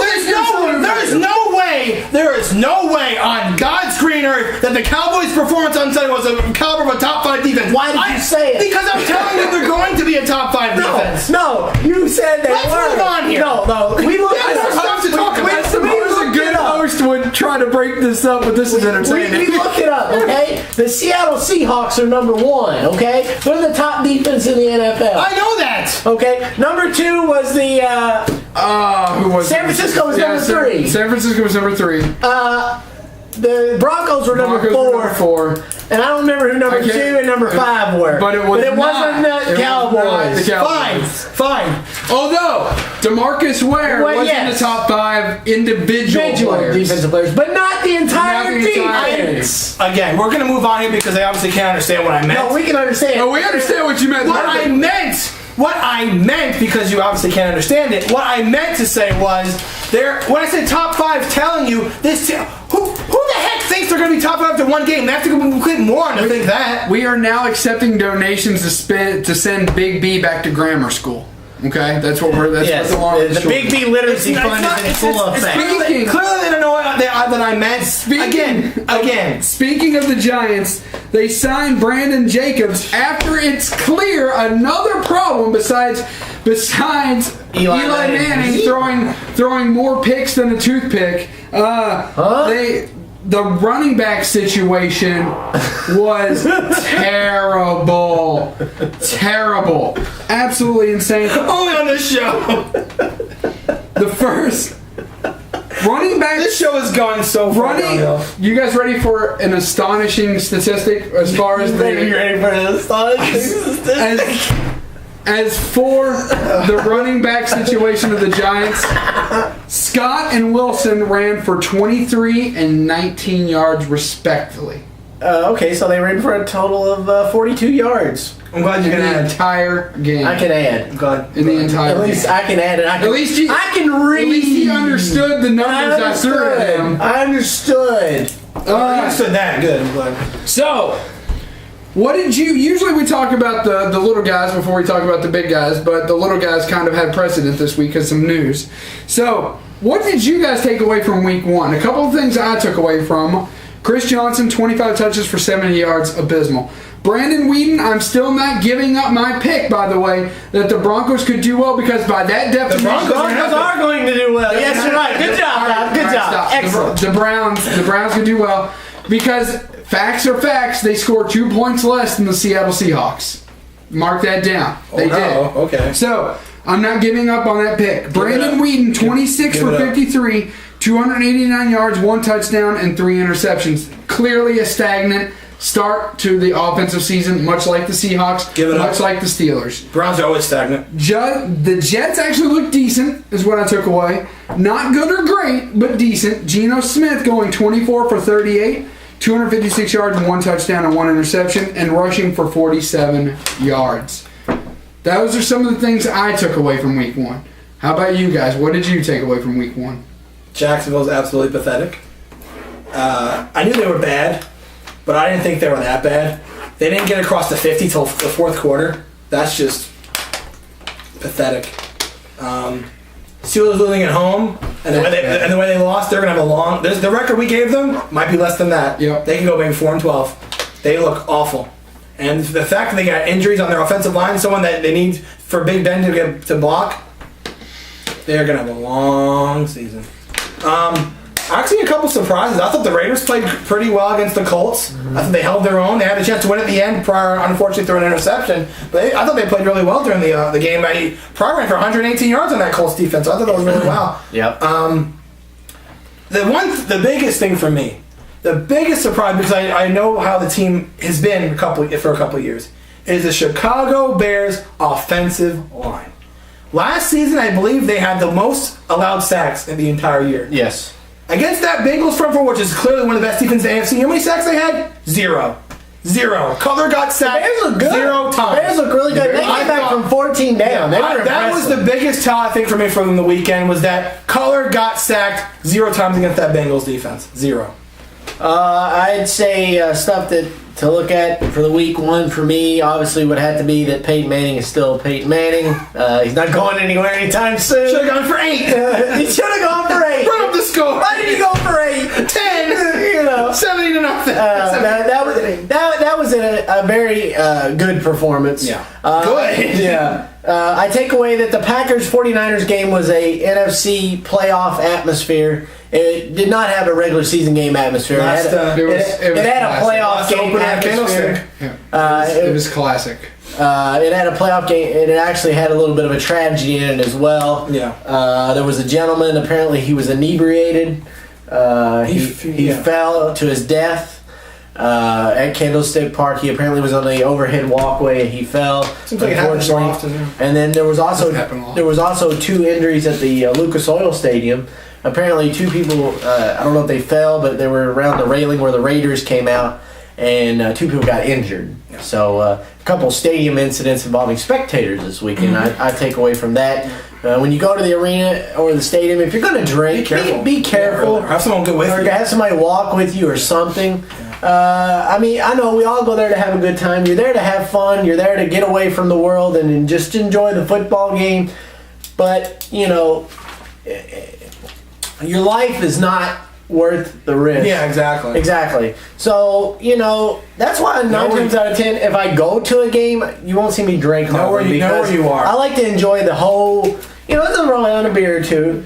It's a little different when you're at like B-dubs hanging out with everybody. Right. You're all sitting there for 5-6 hours. You can't fall out of a railing. Yeah, and you can only fall like a foot. Yeah, you won't fall like a chicken. Plus the thing about getting beer at the game, it's like $10. Yeah, so I'm good. Thanks. You feel a little dirty after you drink. Yeah. So I just think people's safety. Yeah. And that needs to be taken away from this weekend, and also. It's great having football back. I mean, come on. What more could you say? I mean, it was outstanding to be able to flip on the TV on Saturday and Thursday night, watch that game. Watch college all day on Saturday. Watch pros Sunday and adult. Do you all think? I mean, some people said it might be overkill. I disagree. I don't have a problem if they did a doubleheader Monday nighter every week. I would have a big problem with it. They didn't go off the air to 1:15. People have to work the next day. I didn't watch it. I didn't see the comeback, so. I mean, I don't. I think I do disagree. I agree with you, and I agree with you. You and I see eye to eye on a lot. I disagree with that. I agree with you to the point. I think it's exciting. It is exciting. But to your point, unless it's like. They should do it every week. No, I don't mean maybe not every week. Because maybe more than once. Because the thing is, the reason they get to do it is because it's in San Diego. It's 3 hours behind. That's why they get to do it. That's right. So it has to be West Coast team. It always has to be a West Coast team. Like San Diego, San Francisco, Seattle. So you couldn't do it every week. At that juncture too, you lose your East Coast viewers because they do care about what goes on. Yeah, I mean, people in Houston, they probably went to bed. Yeah. I mean, it's 2 hours behind. Doubt they went to bed. Before we move on, another thing that surprised me was the Philadelphia Eagles offense. Oh yeah, they ran 70 plays. Yeah, that's Oregon offense. That's what he was wanting to do. And he actually was upset that they didn't run more. But I think that was a testament to this halftime adjustments by the Redskins. They definitely slowed them down in the second half. RG3 looked pathetic. And that's my. No, I think it was a preseason rust. Yeah, preseason. That's my biggest thing about that. The preseason, he should have been playing somewhat because. He tore the ACL. Mm-hmm. He didn't get to really test it in a game setting, so he goes on that field, which looked awful already. It's already September. Good Lord, how that field's going to look in December, I have no idea, but it looked awful in September. Right. And RG3 didn't have any experience really testing the weight, getting hit with it, trying to get back up, planting his foot and throwing in the pocket. Mm-hmm. He really didn't get to test that in that game, so he came out really slow, and he didn't look great in the opener. He really didn't. All right. So this week, the little guys, we've got a couple big games to talk about. We're going to talk about the one of local interest, but the one that is, national interest too. UK versus U of L at Commonwealth Stadium, which is UK's home stadium. UK favored, not favored, I'm sorry. U of L favored, UK getting 15.5 points. It's up to 15.5 now. 15.5. 14.5 this afternoon. It was 14 this morning when I told him. It was 7.5 when the line opened up. It has floated all the way up to 15.5. I was shocked that the line was only 7.5. I really was. Mm-hmm. I thought, an unranked team, it is at third place. Yeah, it's a rivalry. It's a rivalry game. But Louisville's 7th in the country. They're supposed to be the better team and only be favored by 7.5. If I could have locked in that 7.5, I probably would have bet a pretty good penny on 7.5. Yeah. I probably would have dumped a pretty good penny on 7.5. I think it's going to be an interesting game. I think Coach Stoops made the right decision in making Maxwell Smith the quarterback. I applaud him for that. Last week. Yeah. I applaud him for that. Put up points at will against Miami of Ohio. Just like Louisville with Eastern Kentucky. Put up points at will at DKU. What I was going to say is just like Louisville with Eastern and Louisville with Ohio, although Ohio is a better team, Louisville just made them look awful. Well, but see, here's the thing. If you're going to say Teddy Bridgewater was putting up points at will, you have to say Maxwell. No, I'm not going to say that. Yeah. This is where I'm going with it. I was going to say, Louisville, they blew out EKU. That's to be expected. Yeah. Louisville blew out Ohio. That was kind of a surprise because there were, although it was kind of silly, there were people picking Ohio. They were saying they could pull the upset. Ohio, they beat Penn State. They won a bowl game. But Penn State last year was abysmal too. Yeah. Well, they went to a bowl. I have to say this about Ohio, and I said it last week on the show when we talked about it too. I can't rank Ohio in my book anywhere close to as high as what everyone else was doing. Because they looked horrible. Oh, I'm not ranking them high. No, what I'm saying is I throw them in that same pool with Miami of Ohio and with EKU. They're a bad team. No matter how you try, no matter how anyone try, not just you. No matter how anyone try. Well, last year they did this. Last year they did that. Well, last year the Seahawks were destroying people. This year, week 1, they put up 12 points. So you can't say. You can't. I'm just using that as an example. You can't say. You can't say that they were such a better team this year than last year. What I was going to say is, both teams, other than against Western Kentucky, 3 of the 4 games between the two teams have been against nobodies. Right, that is true. And yes, Louisville's highly touted. Yes, they're ranked. Yes, their first-team defense is yet to give up a touchdown. So you can look at that. Yes, they were way overmatched against their two teams, and their first-team defense didn't give up a touchdown. That is a good stat to say. However, it's a little misleading in my eyes. Very. So, to say the least, is Louisville still the better team? I think Absolutely. so. I No agree. question about it. I think it's gonna be a lot closer than what people think early. I think they're gonna be coming out fired up. I mean, it's Louisville, for Christ's sake, and they're gonna want to play spoiler, and they're gonna come out. But if Teddy somehow finds a way to open it up early, or if they're up, 14, 21 points at halftime, I don't look for Kentucky to have enough firepower to come back. I don't think they can come back. I agree with that. But if they keep it close, it's within 7 or 10 at halftime, watch out. Because it's very possible we could see an upset. And another thing Louisville has to look at too, with the schedule that Kentucky has and the schedule Louisville has, if Louisville can beat Kentucky by a lot, I'm just saying if, because I'm not saying they're going to beat them by a lot. I'm saying if they can, that actually helps Louisville because of the strength of schedule Kentucky has. Mm-hmm. So I'm going to pick Louisville. I don't think they'll cover 15.5. I'm going to say Louisville by 14. I think that when you look at all the key factors of the game, I also have to say I would take the points here.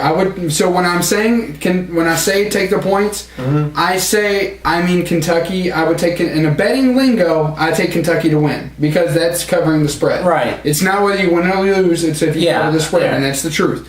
So I look at this and I think about a couple things. I think I'm getting an SEC team. I'm getting them playing at home in a rivalry game, and I'm getting a quarterback that so far I have seen, from everything I've seen, he's been putting points on the board at will against junk teams, albeit, although Western's not really a junk team. No, I didn't include them in the junk teams, though. But they were putting up pretty good points, and I'll continue my point after this when we get back on the break on Triple Threat Talk. Stay tuned. We really wanted to take a relaxing trip to Florida, just to unwind. But we can only afford one trip this year, and his high school reunion is coming up in Seattle. Everyone's going. Then we heard about Hotwire and realized we could actually afford to take both trips. See, when really nice hotels have unsold rooms, they use Hotwire to fill them. So we got our 4-star hotels for half price. I should have been voted most likely to travel. HOTWIRE, hotwire.com. Save big on car rentals, too, from $11.95 a day. And welcome back, everyone, to Triple Threat Talk. I am Gary the Dr. Locker, joined, as always, by Big B, Brandon Amiro, and Postmaster Jones, Mr. Jimmy Biggers. Before the break, I was emphasizing a point that I think that Kentucky is the smart money here. Even though Louisville is going to win the game, Kentucky, I believe, will be better than 15.5 points. I said that we were getting an SEC team at home in a rivalry game where a quarterback who has done really well in his last 2 games that he has played. I believe, as do many others, that if they played Maxwell Smith the entire game at Western, they would have won that game, and I have to believe that because he threw up a pair of touchdowns pretty much immediately against Western. So I'm given to believe that, and that he just did not have enough time to operate in the Western game. So with that being said, those are my takes on the game. For U of L, I think Teddy Bridgewater has to continue. He does have to watch that defense because that is the first thing that Stoops improved. And that defense at Kentucky is big, physical defense. They are not going to be stepped on like they were the last couple of years, even though they had some great players that are now in the NFL, such as Danny Trevathan and Wesley Woodyard, both for the Broncos. But they are both big physical players. We won't discuss what Danny Trevathan did. But they are still both He was almost ready to the week. Big physical He almost players. was ready to the week. Almost. But that doesn't take away from the fact that he's I know. He's an excellent big player. He just made one bonehead. Very smart. But it's one of those things where it's one of those things that when you're talking about a defense, Teddy Bridgewater does have his work cut out for him trying to navigate through that defense, but I think once he breaks through the defenses, it's going to be rain on. And I think Teddy Bridgewater... Now, I do think one thing is going to happen. I don't think that U of L's run game is going to be very good against this physical line of Kentucky. Well, it wasn't very good last week. It wasn't very good last week, But in the past with with what we've seen with Michael Dyer, it kind of does reminisce that they should be able to operate a little bit better at the running back position. Sonoris Perry falls into that category as well. Well, they didn't really play Michael Dyer much last week, which I was surprised. Right, I'm surprised by that too. But then where they have put him in, he really hasn't done too well. Well, he broke that one. He hasn't carried very. I think he's carried less than 10 times, and he broke that one for a touchdown. He broke one for a touchdown, and that's pretty much all he's done. Mm-hmm. So with that being said, those are my keys and my things to look for at the UK U of L game. Big B? Big B. Louisville has to crush UK just to keep pace with their national championship hopes and for Bridgewater to win the Heisman, just because Louisville's schedule is so pathetic. They don't play anybody, and the fact that Cincinnati got blew out last week, Illinois, that doesn't help them when they play Cincinnati. What a nasty hit Munchie took. If you haven't seen it, we won't show it here because it's too graphic. It is very graphic. Get some time and check it out. The Munchie He's out for the year. He's out for the year, and he might be out longer than that. He might be out for his career. That was very nasty. Nasty. But yeah, back to the U of L UK game. Cincinnati losing last week did not help U of L at all because now they play nobody.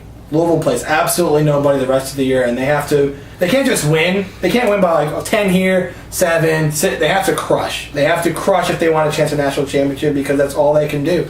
Their strength of schedule is one of the worst in the country. They play absolutely nobody. And like I said, it's not their fault either. No, it's not. But next year they go undefeated. They're in national championship because they're in the ACC. They beat like teams like Florida State and teams like that. They'll get there. I'll say this real quick: if this was last year, yeah, and they had this beginning schedule, they wouldn't have won 49-7 and 44-7. No. He would have pulled Teddy Bridgewater at halftime. Yeah. He knows. He doesn't like to. You can tell he doesn't like doing something, and I don't think that the other coaches are faulting him because he knows this is what he has to do. Charlie Strong, for those of you that don't know, Charlie Strong is not the type of coach that likes to run up scores. No. But if you look at their scores, that is not indicative to that statement. Right. And just like you said, to his credit, he hates doing it. Yeah, key point, look at the Kentucky game last year. He pulled the plug real early. I mean real early. And it's one of those things other coaches this year know. And it is not, usually you hear people bashing other coaches when they run up the score. You won't hear that with Charlie Strong this year. If you hear that from Charlie Strong this year, if you hear that from Charlie Strong this year, or about Charlie Strong this year, whoever says it clearly does not know football as well as they think they're going to, because it is what has to be done. Louisville has to run up this. I mean, it's not a really good term to use, but theoretically they have to really outscore the other team by a lot of points. And I'm 100% serious when I say if U of L loses one game, not only there goes their BCS title hopes, which are very slim anyways, there goes their BCS game hopes. Yeah, I agree. Because one game with that strength of schedule automatically puts Cincinnati ahead. Unless you have several teams that lose. That's the only hope for teams in front of them, like, an Alabama. Well, they've been dropping every week. Somebody's lost. They've also been playing each other. And if A&M beats Bama, they'll go ahead of A&M as long as they take care of business on Saturday. And I was going to say, too, actually, Bridgewater stayed in a series longer this past week, and it wasn't because of running up the score. The offense looked stagnant. They were very upset with their performance on Saturday. The coaching staff, Bridgewater was very upset. They didn't like the way they ended the last series, so they brought him in. They scored a touchdown, then they took him out. Mm-hmm. Or he wouldn't have been in there for that last series. So I say with both of you, I agree. I mean, he knows what he has to do. I think other coaches know what he has to do. That's why I don't think you've heard about it yet. I don't. People are going to say, "Oh, they're running up the score."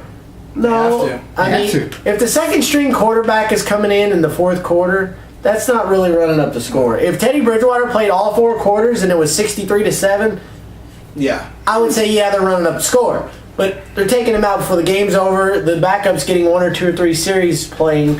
And I think, that's consequence why he's not running up the score. Yeah. As far as my prediction for the game, I think Kentucky's going to test them a little bit more than the other teams did, just because I think they're a better quality opponent and because it's a rivalry game in Kentucky. I still think Kentucky Louisville wins maybe by I might go with the doctor. I might say Kentucky covers. I think maybe Louisville wins by 2 touchdowns, maybe I said at 14 points. Yeah.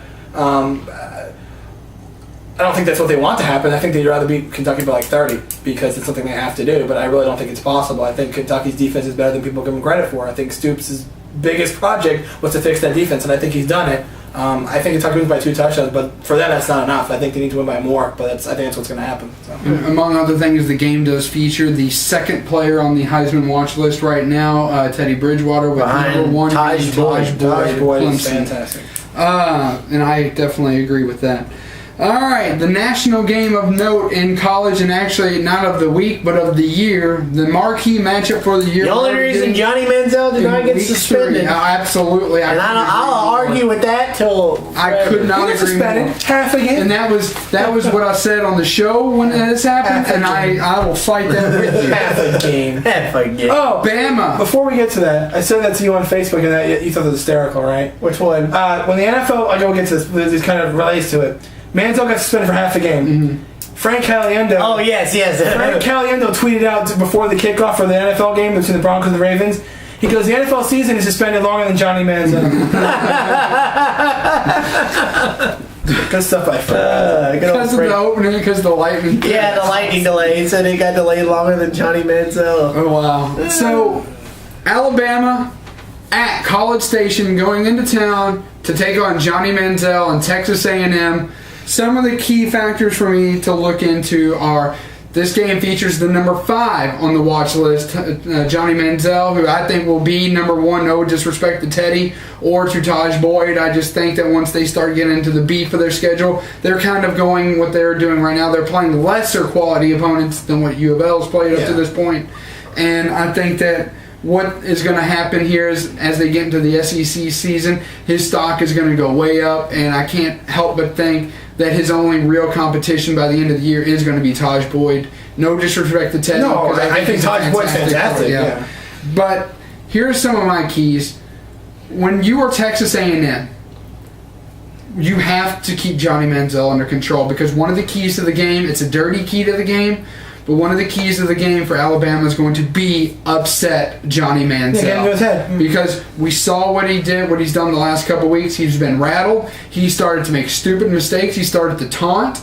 Last week he had to get held back from taunting. When he is aggravated, he is making stupid decisions, and I still maintain that it's all for show because he knows he's smarter than this. I don't think so. He is smarter than that. He has to be. He's a college quarterback playing on the highest level. You cannot be stupid when you were doing He's been stupid this offseason. He is doing this to get attention, and he needs to grow up. It doesn't make it any less right or wrong.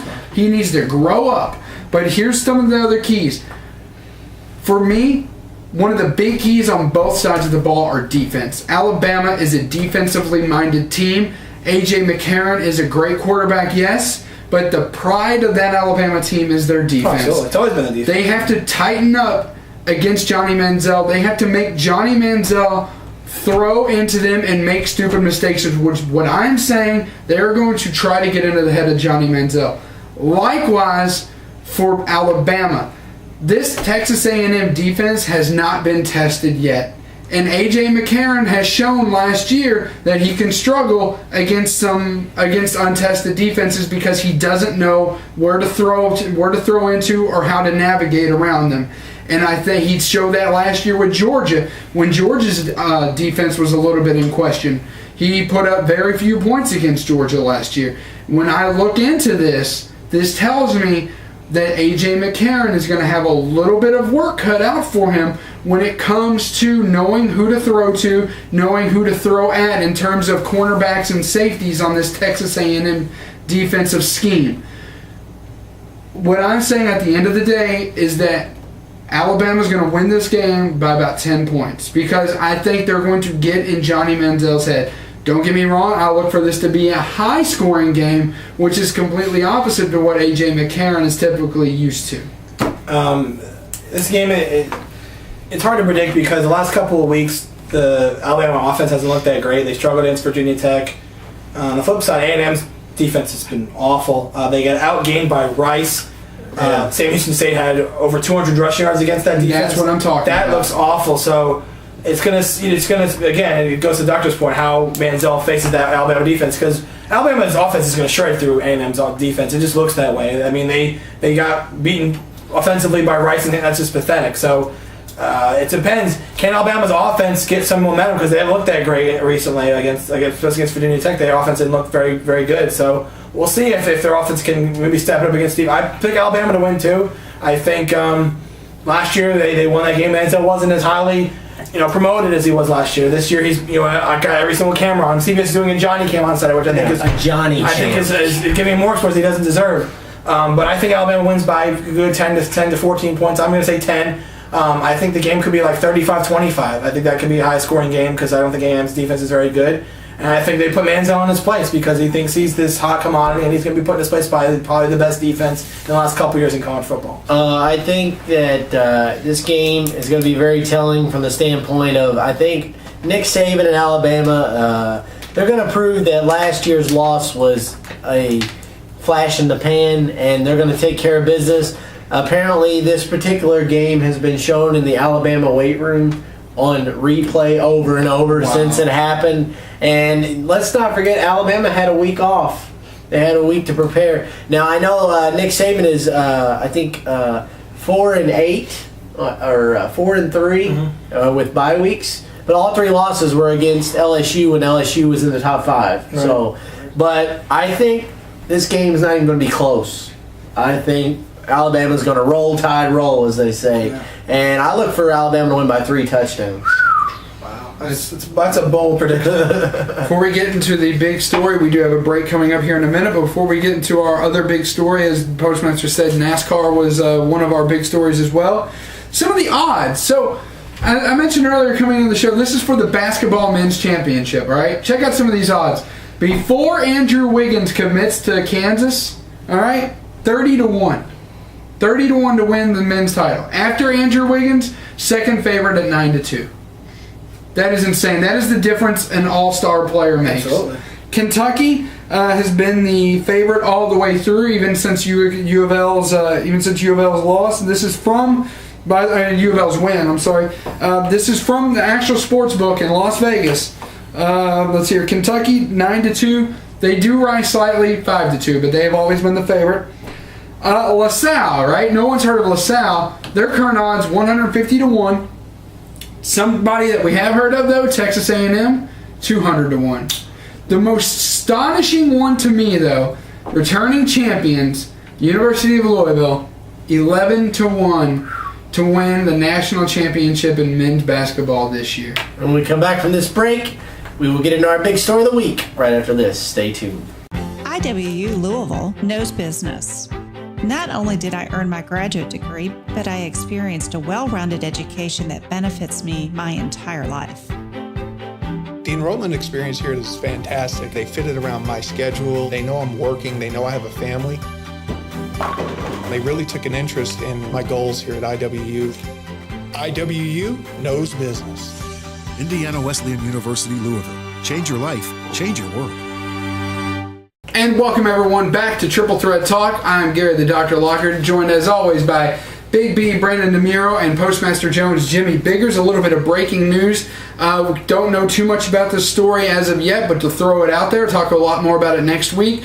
A former Alabama player turned agent is suspected of funneling money to some SEC players at SEC schools. The total is believed to be $46,000. The schools in question that we know right now are Tennessee and Mississippi State, with speculation only, being that since he was a former Alabama player, the University of Alabama may also be in on this as well. Right. So more in this next week. One of our top stories, though, is a little bit of the same thing. Oklahoma State, this is a huge scandal. SI is going over this for a 5-part series, which whenever they do that, you know it's huge. Oklahoma State players paid for football as far back as the Les Miles era, which does go against the NCAA's 4-year statute of limitation. So you have to think players and games from the Les Miles era would be exempt from any kind of penalties, as with Les Miles. We don't know that for sure, but the players are paid with money, drugs, and sex. So, SI claimed that former quarterback Bobby Reed was giving money during a notable September 2007 news conference. Oklahoma State coach back then, Mike Gundy, staunchly defended Reed after an Oklahoman columnist questioned the player's maturity. 4 former Cowboys, which is Oklahoma State Cowboys, told SI that after Reed lost his starting job, he stopped receiving bonus money. Reed, too, denied receiving the money while he was an Oklahoma player. Received $2,000 annually and others about $10,000. Multiple players told SI, with a few stars allegedly receiving upwards of $25,000. So, this is... It's nothing new. This is nothing new. It seems like it happens every year. It's nothing new, and a lot of the money that's been received is they're saying where, for instance, and they do this a lot. Like they send a guy over to work on the farm for the day. Yeah, send a guy. But they really don't work on the farm. Right. They throw some dirt on their shoulder, and that's what they were saying. They would show up, throw some dirt on their shirt, act like they were there. Which, if they actually did do some work, you could argue paying them for doing that work. So making it look like they did some work and just walking off. Yeah. So this is a story that's a little new, and people that are involved in this don't even have the full information yet. I'm understanding that the writers at SI are still writing this story out as each day comes on, because like I mentioned, this is a 5-day series. They know where these stories are going, and this is only 2 days in. Today they covered the money. Yesterday was the accusations and the money. Today I think was the drugs, I think. Mm-hmm. Tomorrow will be the sex. And after that, the next 2 I think will be the fallout. But other than that, we don't know what is coming out and when. So this is a developing story as it is. But definitely some disappointing news if you're Oklahoma State or Oklahoma State fan. They were even talking about the picture that they took with the football, how it was reminiscent of the Kentucky Shame photo from the 50s. Mm-hmm. So, if these allegations, catch fire, NCAA is going to, jump on this really fast. And if all these allegations are legit and these things really happen, they will drop one of the biggest hammers on this school that you have ever seen before in your life. It's one thing to offer money to a student. Yeah. But to offer money, drugs, and sex, mm-hmm. I mean, you'd even be okay with money and drugs, I think. But going against an ethical value of the female body, because these women were paid to have sex with these men. Well, they were hostesses. Yes. They were hostesses from the team, right? Called the Cowboyettes or something like that. There was something silly. Cowgirls. Yeah, but they were. Right. They were, paid to escort recruits, even high school men, high school boys. Actually, I think is a better term. Yeah, right. Not current players, high school boys that are recruited to play for the program. Yeah, drugs are very bad, but when you're talking about young adults offering sex, that is just absurd. I mean, I agree. It's totally absurd. I mean, if the NCAA does their due diligence. We all know the NCAA is terrible with these sort of things. Oh my God! This will go into next year. Half a game. This will go into how long it takes. But will something become of this? I imagine something. Something will. The statute of limitations makes it hard to deduce. Right. Yes. But again, if all these allegations come out and they're true and they're legit, you could see the word death penalty being brought up. Oh, absolutely. It's possible. You could be because. Penn State was very close to death penalty. They got as close as you can possibly get. Well, I think if anything, if Penn State, by them not getting the death penalty, I don't see Oklahoma State getting the death penalty. Well, the thing where I disagree with that is the fact that technically Penn State didn't cheat. If you look at it, they didn't cheat. They violated a lot of ethics. Yeah, that's what I was going to say. Yeah, but there is no rule in the NCAA statutes that say that you can't.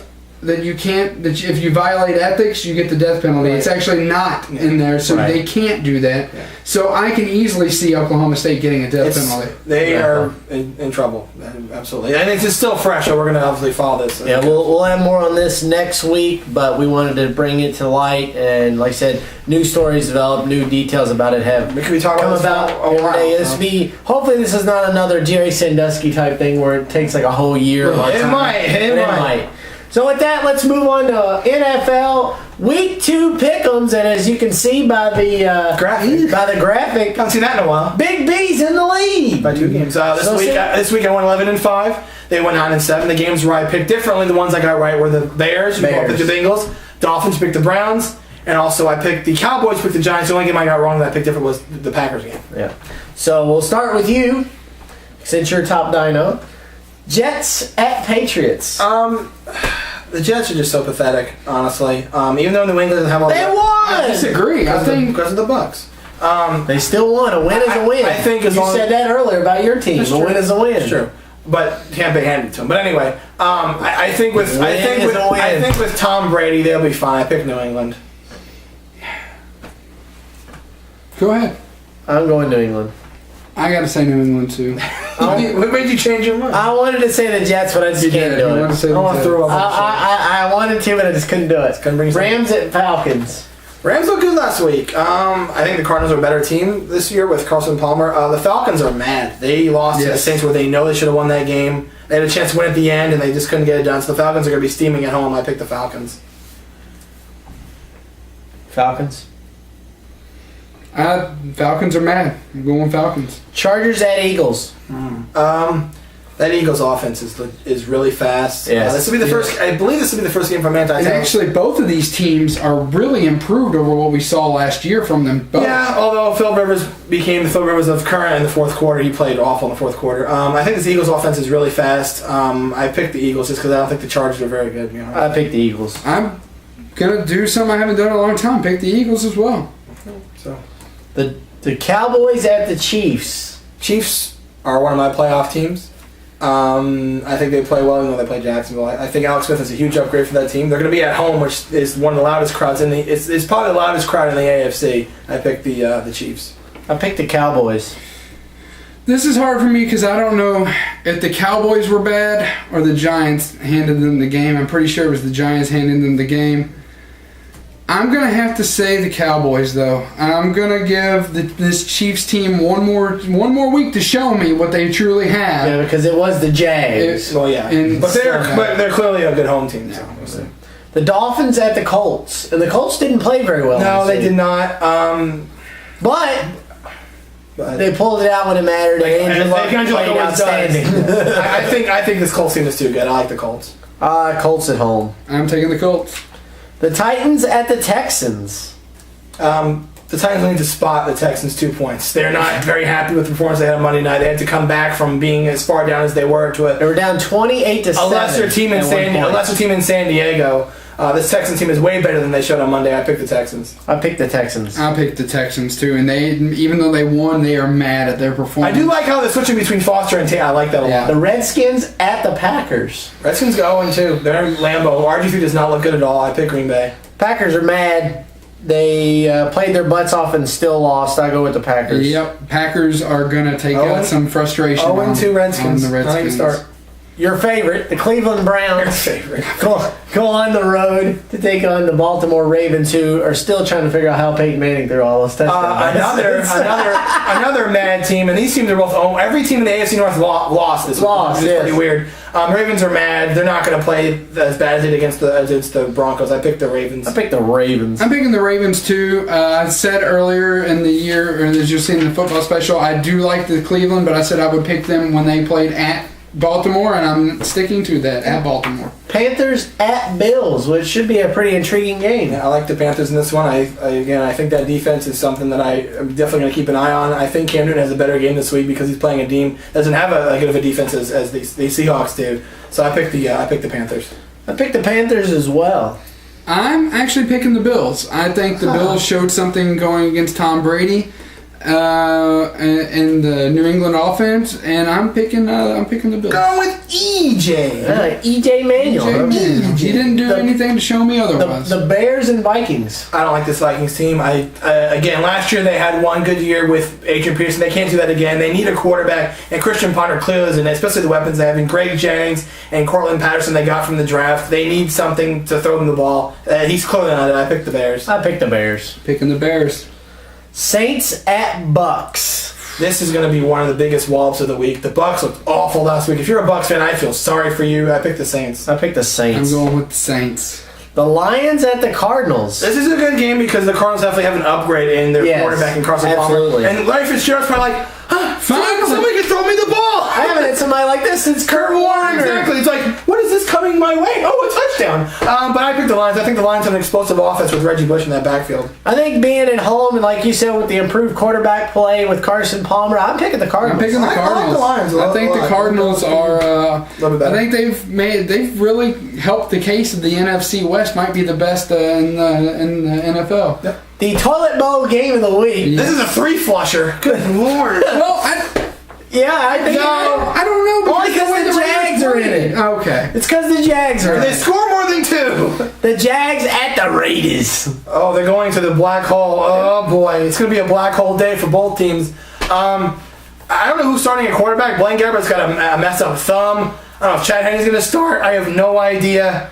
I picked the Raiders. This is a game I am not looking forward to looking up the score for. I picked the Raiders. I'm picking the Raiders. I say 6-3, Oakland. Round 3 of the Manning Bowl. The Broncos at the Giants. Payne versus Eli. I don't think, I would hope not, because that would look really bad if you're a Giants fan. I don't think Eli throws as many interceptions and as many turnovers as they did against the Dallas game. I think this Broncos team is fantastic. They are clearly the best team in the NFL right now, in my opinion. I think 7 touchdowns by Peyton Manning is just an astonishing stat. You don't see that every day. He did that without a running game. You haven't seen it since, without a running game. You haven't seen that since the 60s. So I think this Broncos team is definitely... Joe Cap was his name. Joe Cap, and also Wyatt Tittle in 62. Yeah. The Broncos win this game. Broncos. I gotta say the Broncos. The game that you two will be tuned in very tightly to. We will not be watching Night of Champions because of this game. Sorry. The San Francisco 49ers go on the road to the land of Oz to take on the Seattle Seahawks. Hopefully, I don't know if Brandon Brown will be back or not. He wasn't there for the game we played again last year. He wasn't there for the game in Carolina, so hopefully he's a little bit better. Chris Clemens might play, which is a great addition on our defense. We need him. I picked the Seahawks because they're at home. I think this is a good game for them to win at home. I said on the football special that they will not go undefeated at home, and I think their first game at home is when they're going to take their first loss. I think with the way they played against Carolina, Russell Wilson played good, but the running game was not that great. The receivers were average to mediocre at best, and I go with San Francisco. You know, I said on the football special that I would pick the Seahawks in this game. I did not expect the Seahawks to come out and play as bad as they did last week. I also did not expect for the Seahawks to be lacking some personnel that they are. I'm going to say I agree with Postmaster here. I'm going to pick the 49ers to upset the Seahawks, even though they're both kind of even team. The fact of the matter is the Seahawks are at home, so it would be an upset if the 49ers won. And I'm picking the upset, the Niners over the Hawks. Monday Night Football. Bengals. I agree. And Steelers. I don't still want the Bengals because the Bengals are a very good team. They're one of my teams I really look forward this year to really do great, especially A.J. Green.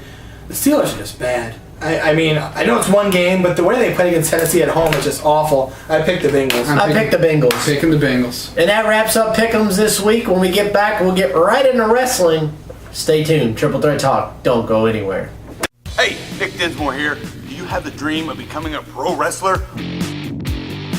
Well, I did, and I came to Ohio Valley Wrestling. Join the Nick Dinsmore Pro Wrestling class today. I'm a former WWE superstar. I'm a former 9-time Ohio Valley Wrestling heavyweight champion, and I can train you to be the best today. For all the information regarding the Nick Dinsmore Pro Wrestling class, go to obwrestling.com and click on school.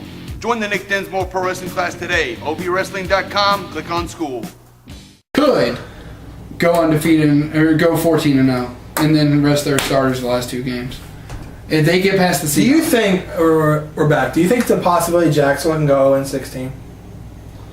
That's pathetic. I think so. They don't have a quarterback. I think it's possible. So we're discussing the break here. We were talking about Jacksonville maybe going 0-16. Because here's the thing. And the 49ers possibly, if they beat Seattle, going 14-0. Blaine Gabbert isn't very good. Chad Henne's not much better. No. Maurice Jones-Drew cannot do it by himself. He needs someone to... Maurice Jones-Drew. That was bad. I'm lost. Yeah. I mean, again, I'm a fan of Jacksonville because I live there, so I still root for them somewhat. Obviously, the Seahawks are my team I live and die by. But is it out of the realm of possible they cannot win a game this year? You know what? The Jets surprised me. They really did. Yeah. Because I know we all thought there was a possibility they could go 16. They proved that wrong. The way that they look, though, I gotta agree with you. I mean, it's not just the fact Not the fact that When you don't cross the 50-yard line. Yeah, that's my point. Quarter, 2 points is one thing. Not crossing the 50, that's just pathetic. And the fact that they are still not going after one Tim Tebow, I know. I have to think that he is better than both Chad Henne and Blaine Gabbert. I know he is. And the thing is, I'm not even going to mention the fact that he's more skilled than them. I'm not even going to mention skill. They showed pictures of the game. That stadium was really empty. Yeah. There was sections of the stadium that were like the colors of Jacksonville seats are like teal. There were wide teal colors as far as the eye can see. Bring him in. You will sell tickets. You have no idea how much people will pay to see Tim Tebow play in his hometown. Yeah. You have no clue. I mean, it's just poor business. If I could talk a bank into loaning me about $10 million, which is frankly all that they're worth right now, I'd buy them in a heartbeat, and Tim Tebow would be my next phone call. The thing, before we get to wrestling, the one thing I have to say about this, what do you have to lose? You don't have much better at quarterback right now as it is. Yeah. What do you have to lose? So with that, let's take it to our good pal Brian Cannon for OVW Mania. Brian, take it away, sir.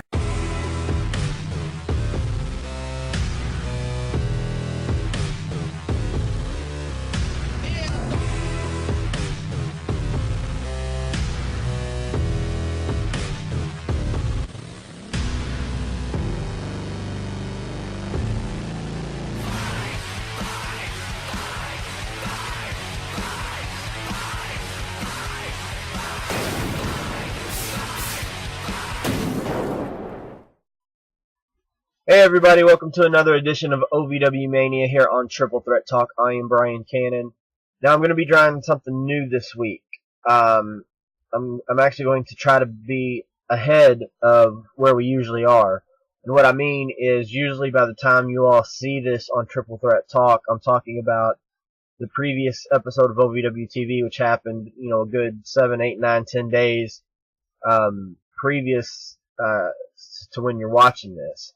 So I'm actually, even though I meant to do this last night, this segment, I'm actually doing this after the September 11th edition of OVW TV. So that means I'm going to be going over this week. It's going to be a long segment, so I'm going to try to hurry up and get through everything without taking too much time up. But I'm going to be talking about episode 733 from last Wednesday, September 4th. I'm going to be talking about the Saturday night special on September 7th. And tonight's newest OVW TV, which was September 11th. So, let's just jump right into it and get going here. First of all, OVW TV number 733, last Wednesday, September 4th at the Davis Arena. The first thing that happened was another encounter between Jamin Olivinci and Jay Bradley, their final encounter before the Saturday night special. They even had the boomstick on the pole set up in the ring to kind of give fans a preview of what would happen at SNS. Jamin tried to retrieve the broomstick but couldn't, and he was going to hit Jay with the title, but the referees tried to stop him. While he was distracted by the refs trying to stop him, it allowed Jay Bradley to then hit Jamin with the boomstick and lay him out before the Saturday night special. Backstage, Timmy Danger was upset because he wanted to team with Eddie Diamond once again, but Eddie said, "Man, you're just too injured." He goes, I still want you in my corner, but you need to rest up. And Eddie Diamond is now going to be teaming with Paradise. Also in the back, the body guy was saved by an important phone call as he was about to get taken out once again by the assassin. Body guy then called for Melvin, talking about 4M, Mr. Marvelous Melvin Maximus, and Melvin pokes his head out where he was hiding behind a giant fan. A Young Gun triple threat match. Dylan Bostic defeats Evan Markopoulos and Aaron Sky. Flash defended the television title successfully once again against Rockstar Spud thanks to interference from the Marauders and the use of the kendo stick. The no disqualification match between Tony Gunn and Randy Royal had to be put off. Chris Sharp told Tony Gunn that Randy Royal was admitted to the hospital with heart problems once again and therefore wasn't at the arena for the match. The new pairing of Eddie Diamond and Paradise defeated the Mobile Homers. Lady Tapa laid out Ray Lynn and then continued to beat down on her until Trina came out to make the save. However, after she did that, she then grabbed a microphone and surprised a lot of people by saying she's got a knee injury that's going to require surgery and had to vacate the women's title. The final event of the night, the 4 Nightmare Cup teams were brought out. Rob Terry, Marcus Anthony, Joe Coleman and Shiloh Jones of the Marauders, the OVW Tag Team Champions, Muhammad Ali Vaez and Michael Hayes, and the best team ever, Rudy Switchblade and Jesse Goddard. Shannon the Dude, who is the current ring announcer for Ohio Valley Wrestling, was going to do a drawing, but all the teams started arguing. Shiloh said that it's going to be rigged. He knows how these things work, and it's going to be rigged against him.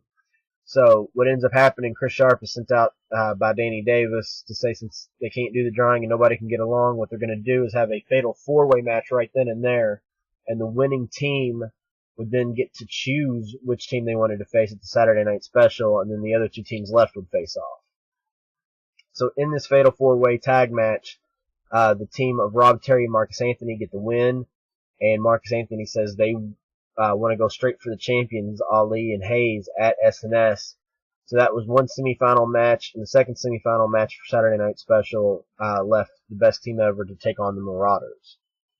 So heading right on into Saturday Night Special, here's a quick rundown of what happened there. The new pairing of Eddie Diamond and Paradise was doing really well against the VIP club. Looked like they had the match won when Timmy Danger came out and pulled referee Josh Ashcraft out of the ring. Then James Moose Thomas, his music hits, and everybody goes crazy because he's returning.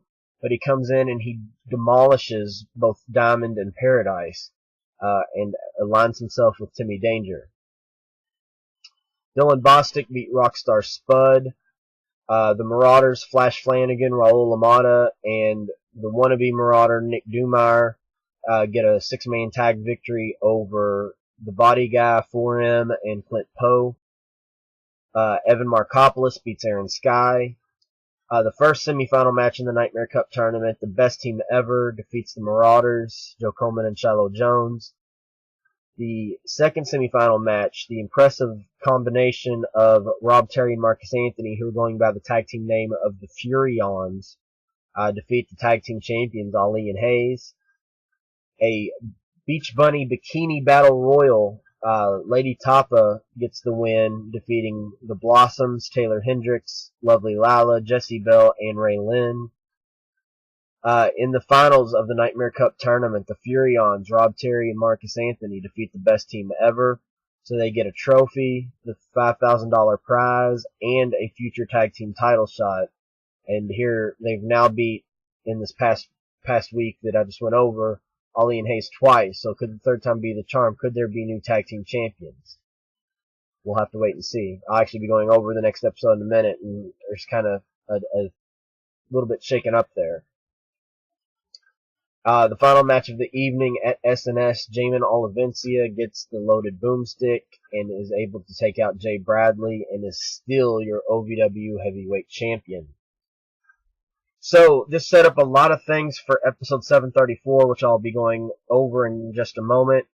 There was a huge return and a new television champion, a major announcement about the future of the vacated women's title. We do have the no disqualification street fight between Tony Gunn and Randy Royal. Moose explains his actions, plus much, much more. We're going to take a short break, and when we come back, I've got a couple more things to go over, including episode 734, which was just filmed tonight on September 11th. Here we are. The world is ours.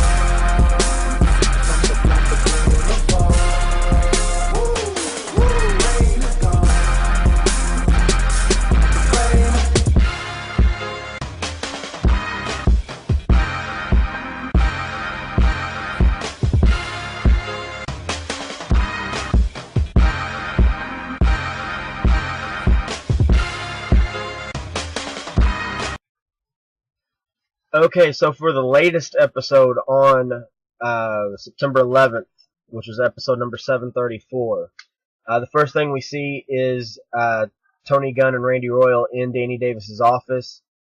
Tony Gunn said he looked in every hospital, couldn't find Randy anywhere, and Danny Davis tells Randy that he either fights tonight or he's fired, and he tells Tony that's the best he can do. The first match of the evening, Muhammad Ali Vaez and Michael Hayes, your tag team champions, defeat the Mobile Homers. Then they grabbed the mics afterwards, say they wanted to win the $5,000 and the trophy. It would have been super nice, but they are still the champions, and they're willing to defend against anyone and everyone pretty much.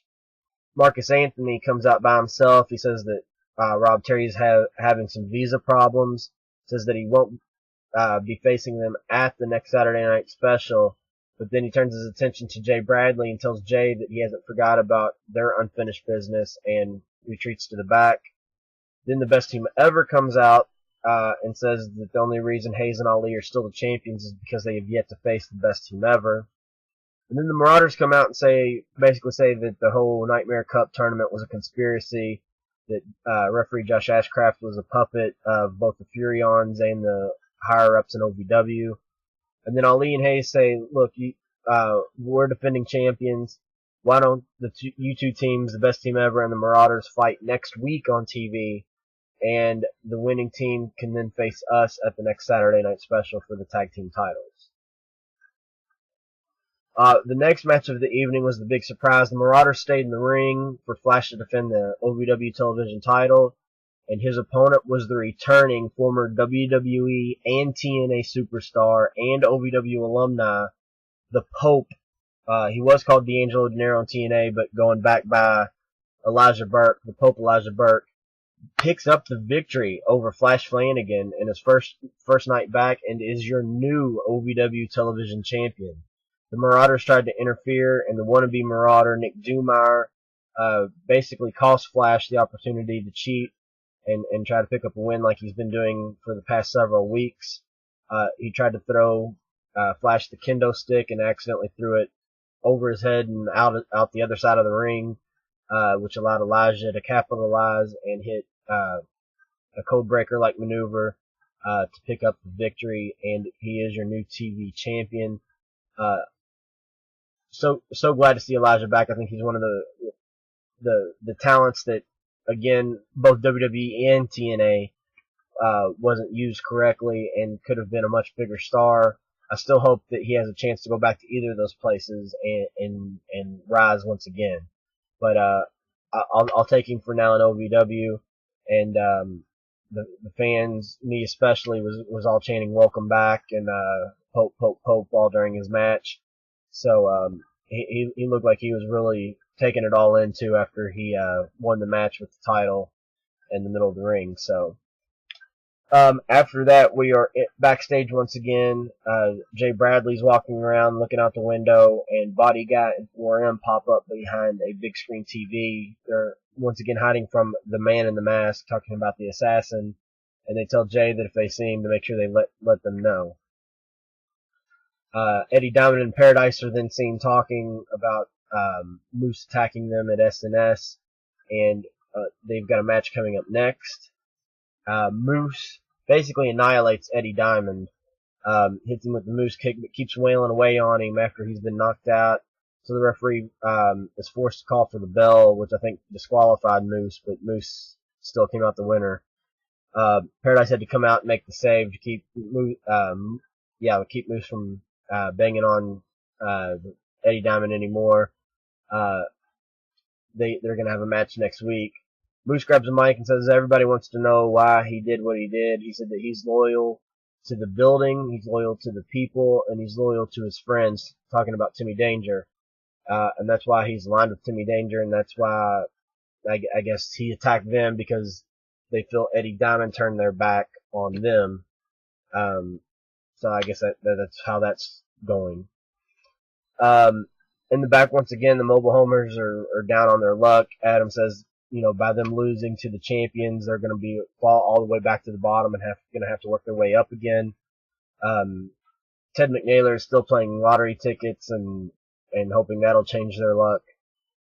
We then see Evan Markopoulos walk by Dylan Bostic, and they kind of have a little confrontation.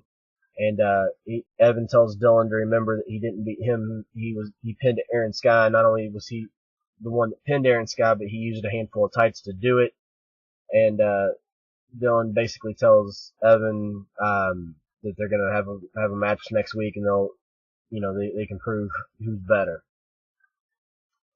A big announcement regarding the OVW Women's title was next. Gilbert Corsi gets in the ring and brings out four ladies. They were the final four in the Bikini Battle Royal. The winner, Lady Tapa, and the last three that were eliminated, both Blossoms and Taylor Hendricks. And he tells the four of them that for the first time in wrestling history, there will be a 4-way ladder match for the vacated OVW Women's title. That'll be on next week's show. That's going to be pretty impressive. Another interview backstage, ring announcer Shannon the Dude talks to Jamin Olivencia. Jamin says that he Boomstick Jay Bradley got the win, and he said the world's not ready for Jamin Olivencia. He's ready for the world.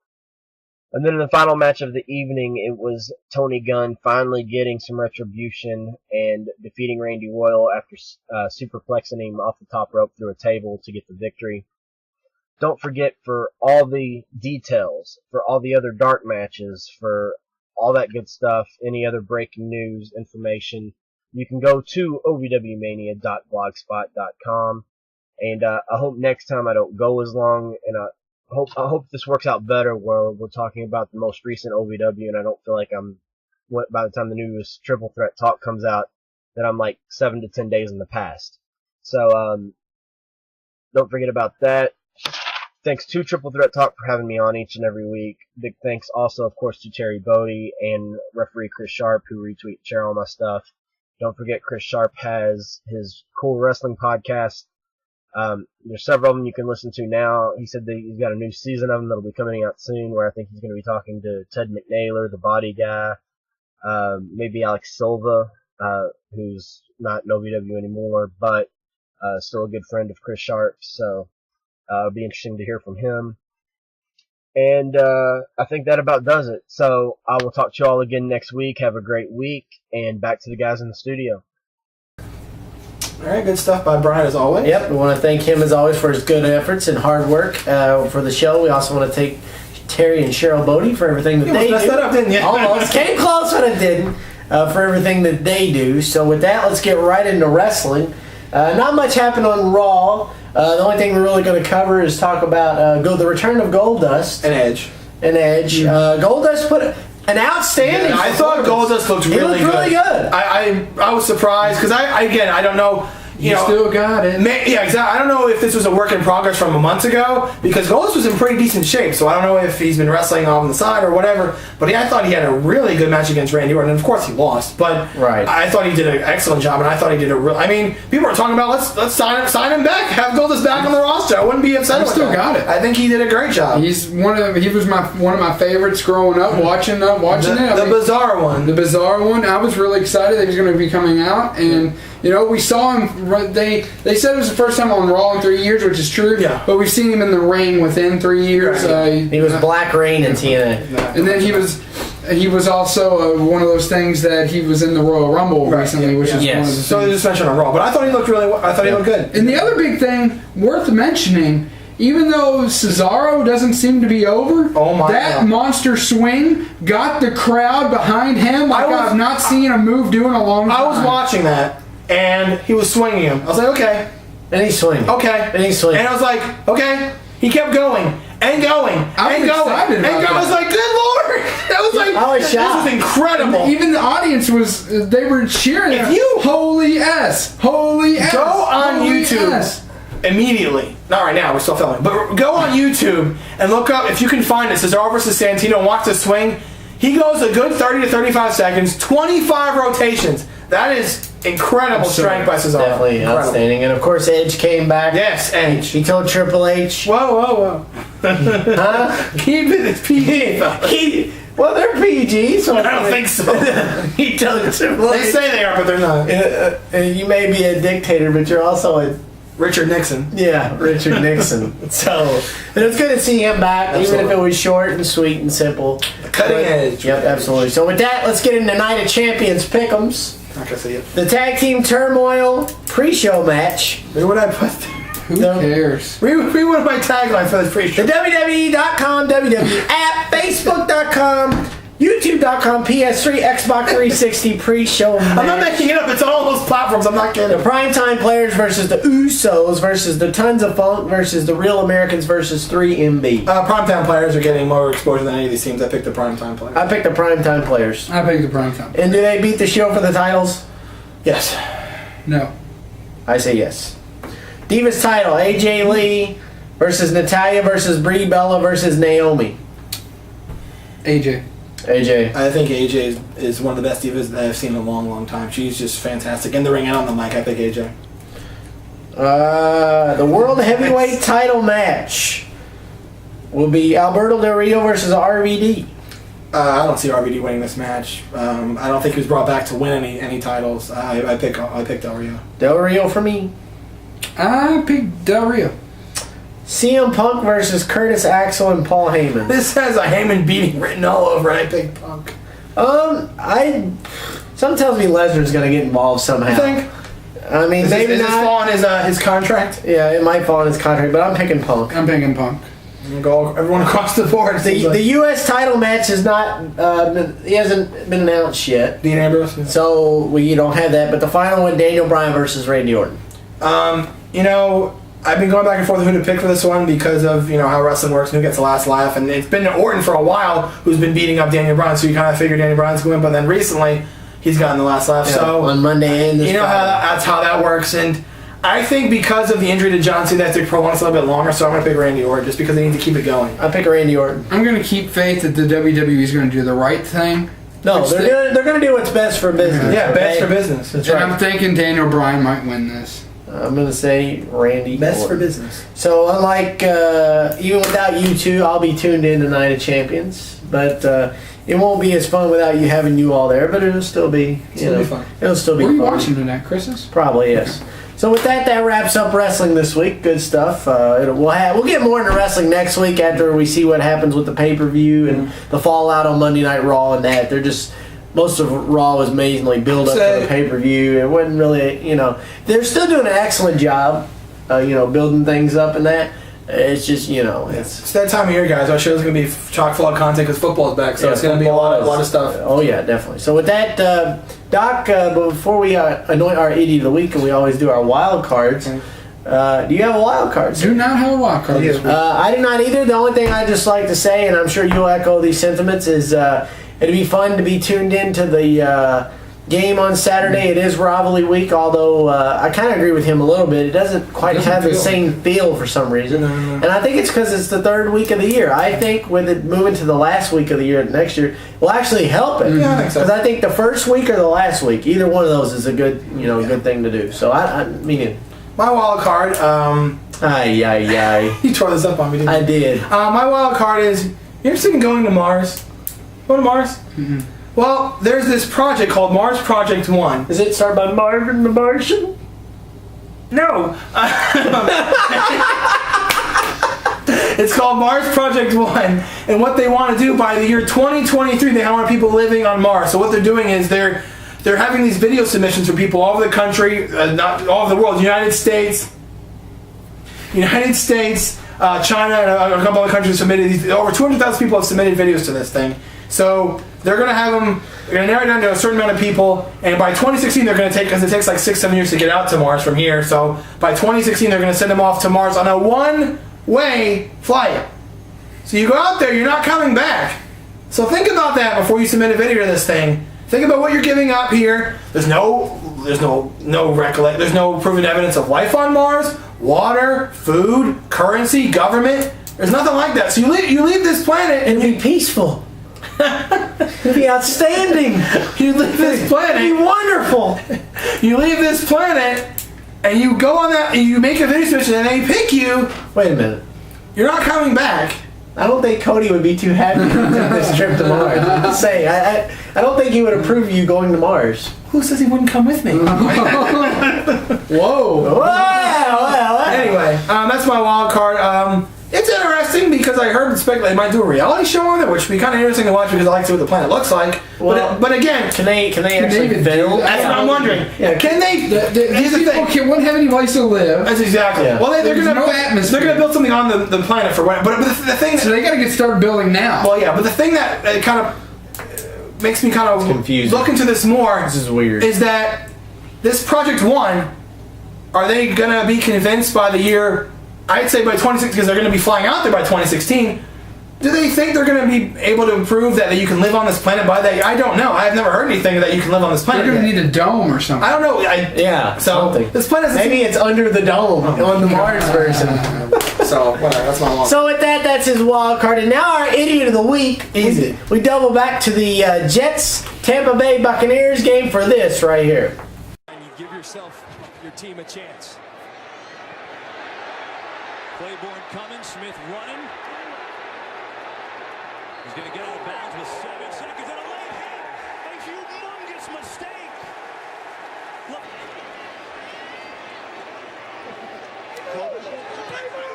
Folks, kick is up. It's good.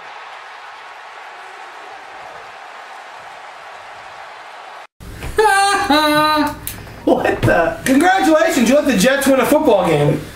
Wow. So Geno Smith is clearly out of bounds and you knock him almost into the front row. Good one. That wasn't very smart. He gets an unsportsmanlike, unnecessary roughness, personal foul penalty, moving the Jets right into field goal range, and bada bing, bada boom, ball game. Jets win, and the Bucs defensive player whose name is slipping my mind at the moment. You are this week's episode 115 Idiot of the Week. So, good show as always. So if you want to like us on Facebook, please click that like button at facebook.com/triplethreattalk. If you want to follow us on Twitter, like Rachel recently did, please go to twitter.com/triplethreattalk. It says any comment or question you have, of course, your blogs at triplethreattalk@yahoo.com. This is Big B. This is Postmaster Jones. And this is Gary the Dr. Lockard signing off. This is Big B signing off, and, well, guys, it's been a fun episode, but guess what? I'm going to Mars. Thank God we're finally rid of it. I knew we could do it. We'll see you. Well, they'll see you next week. I'm going to Mars.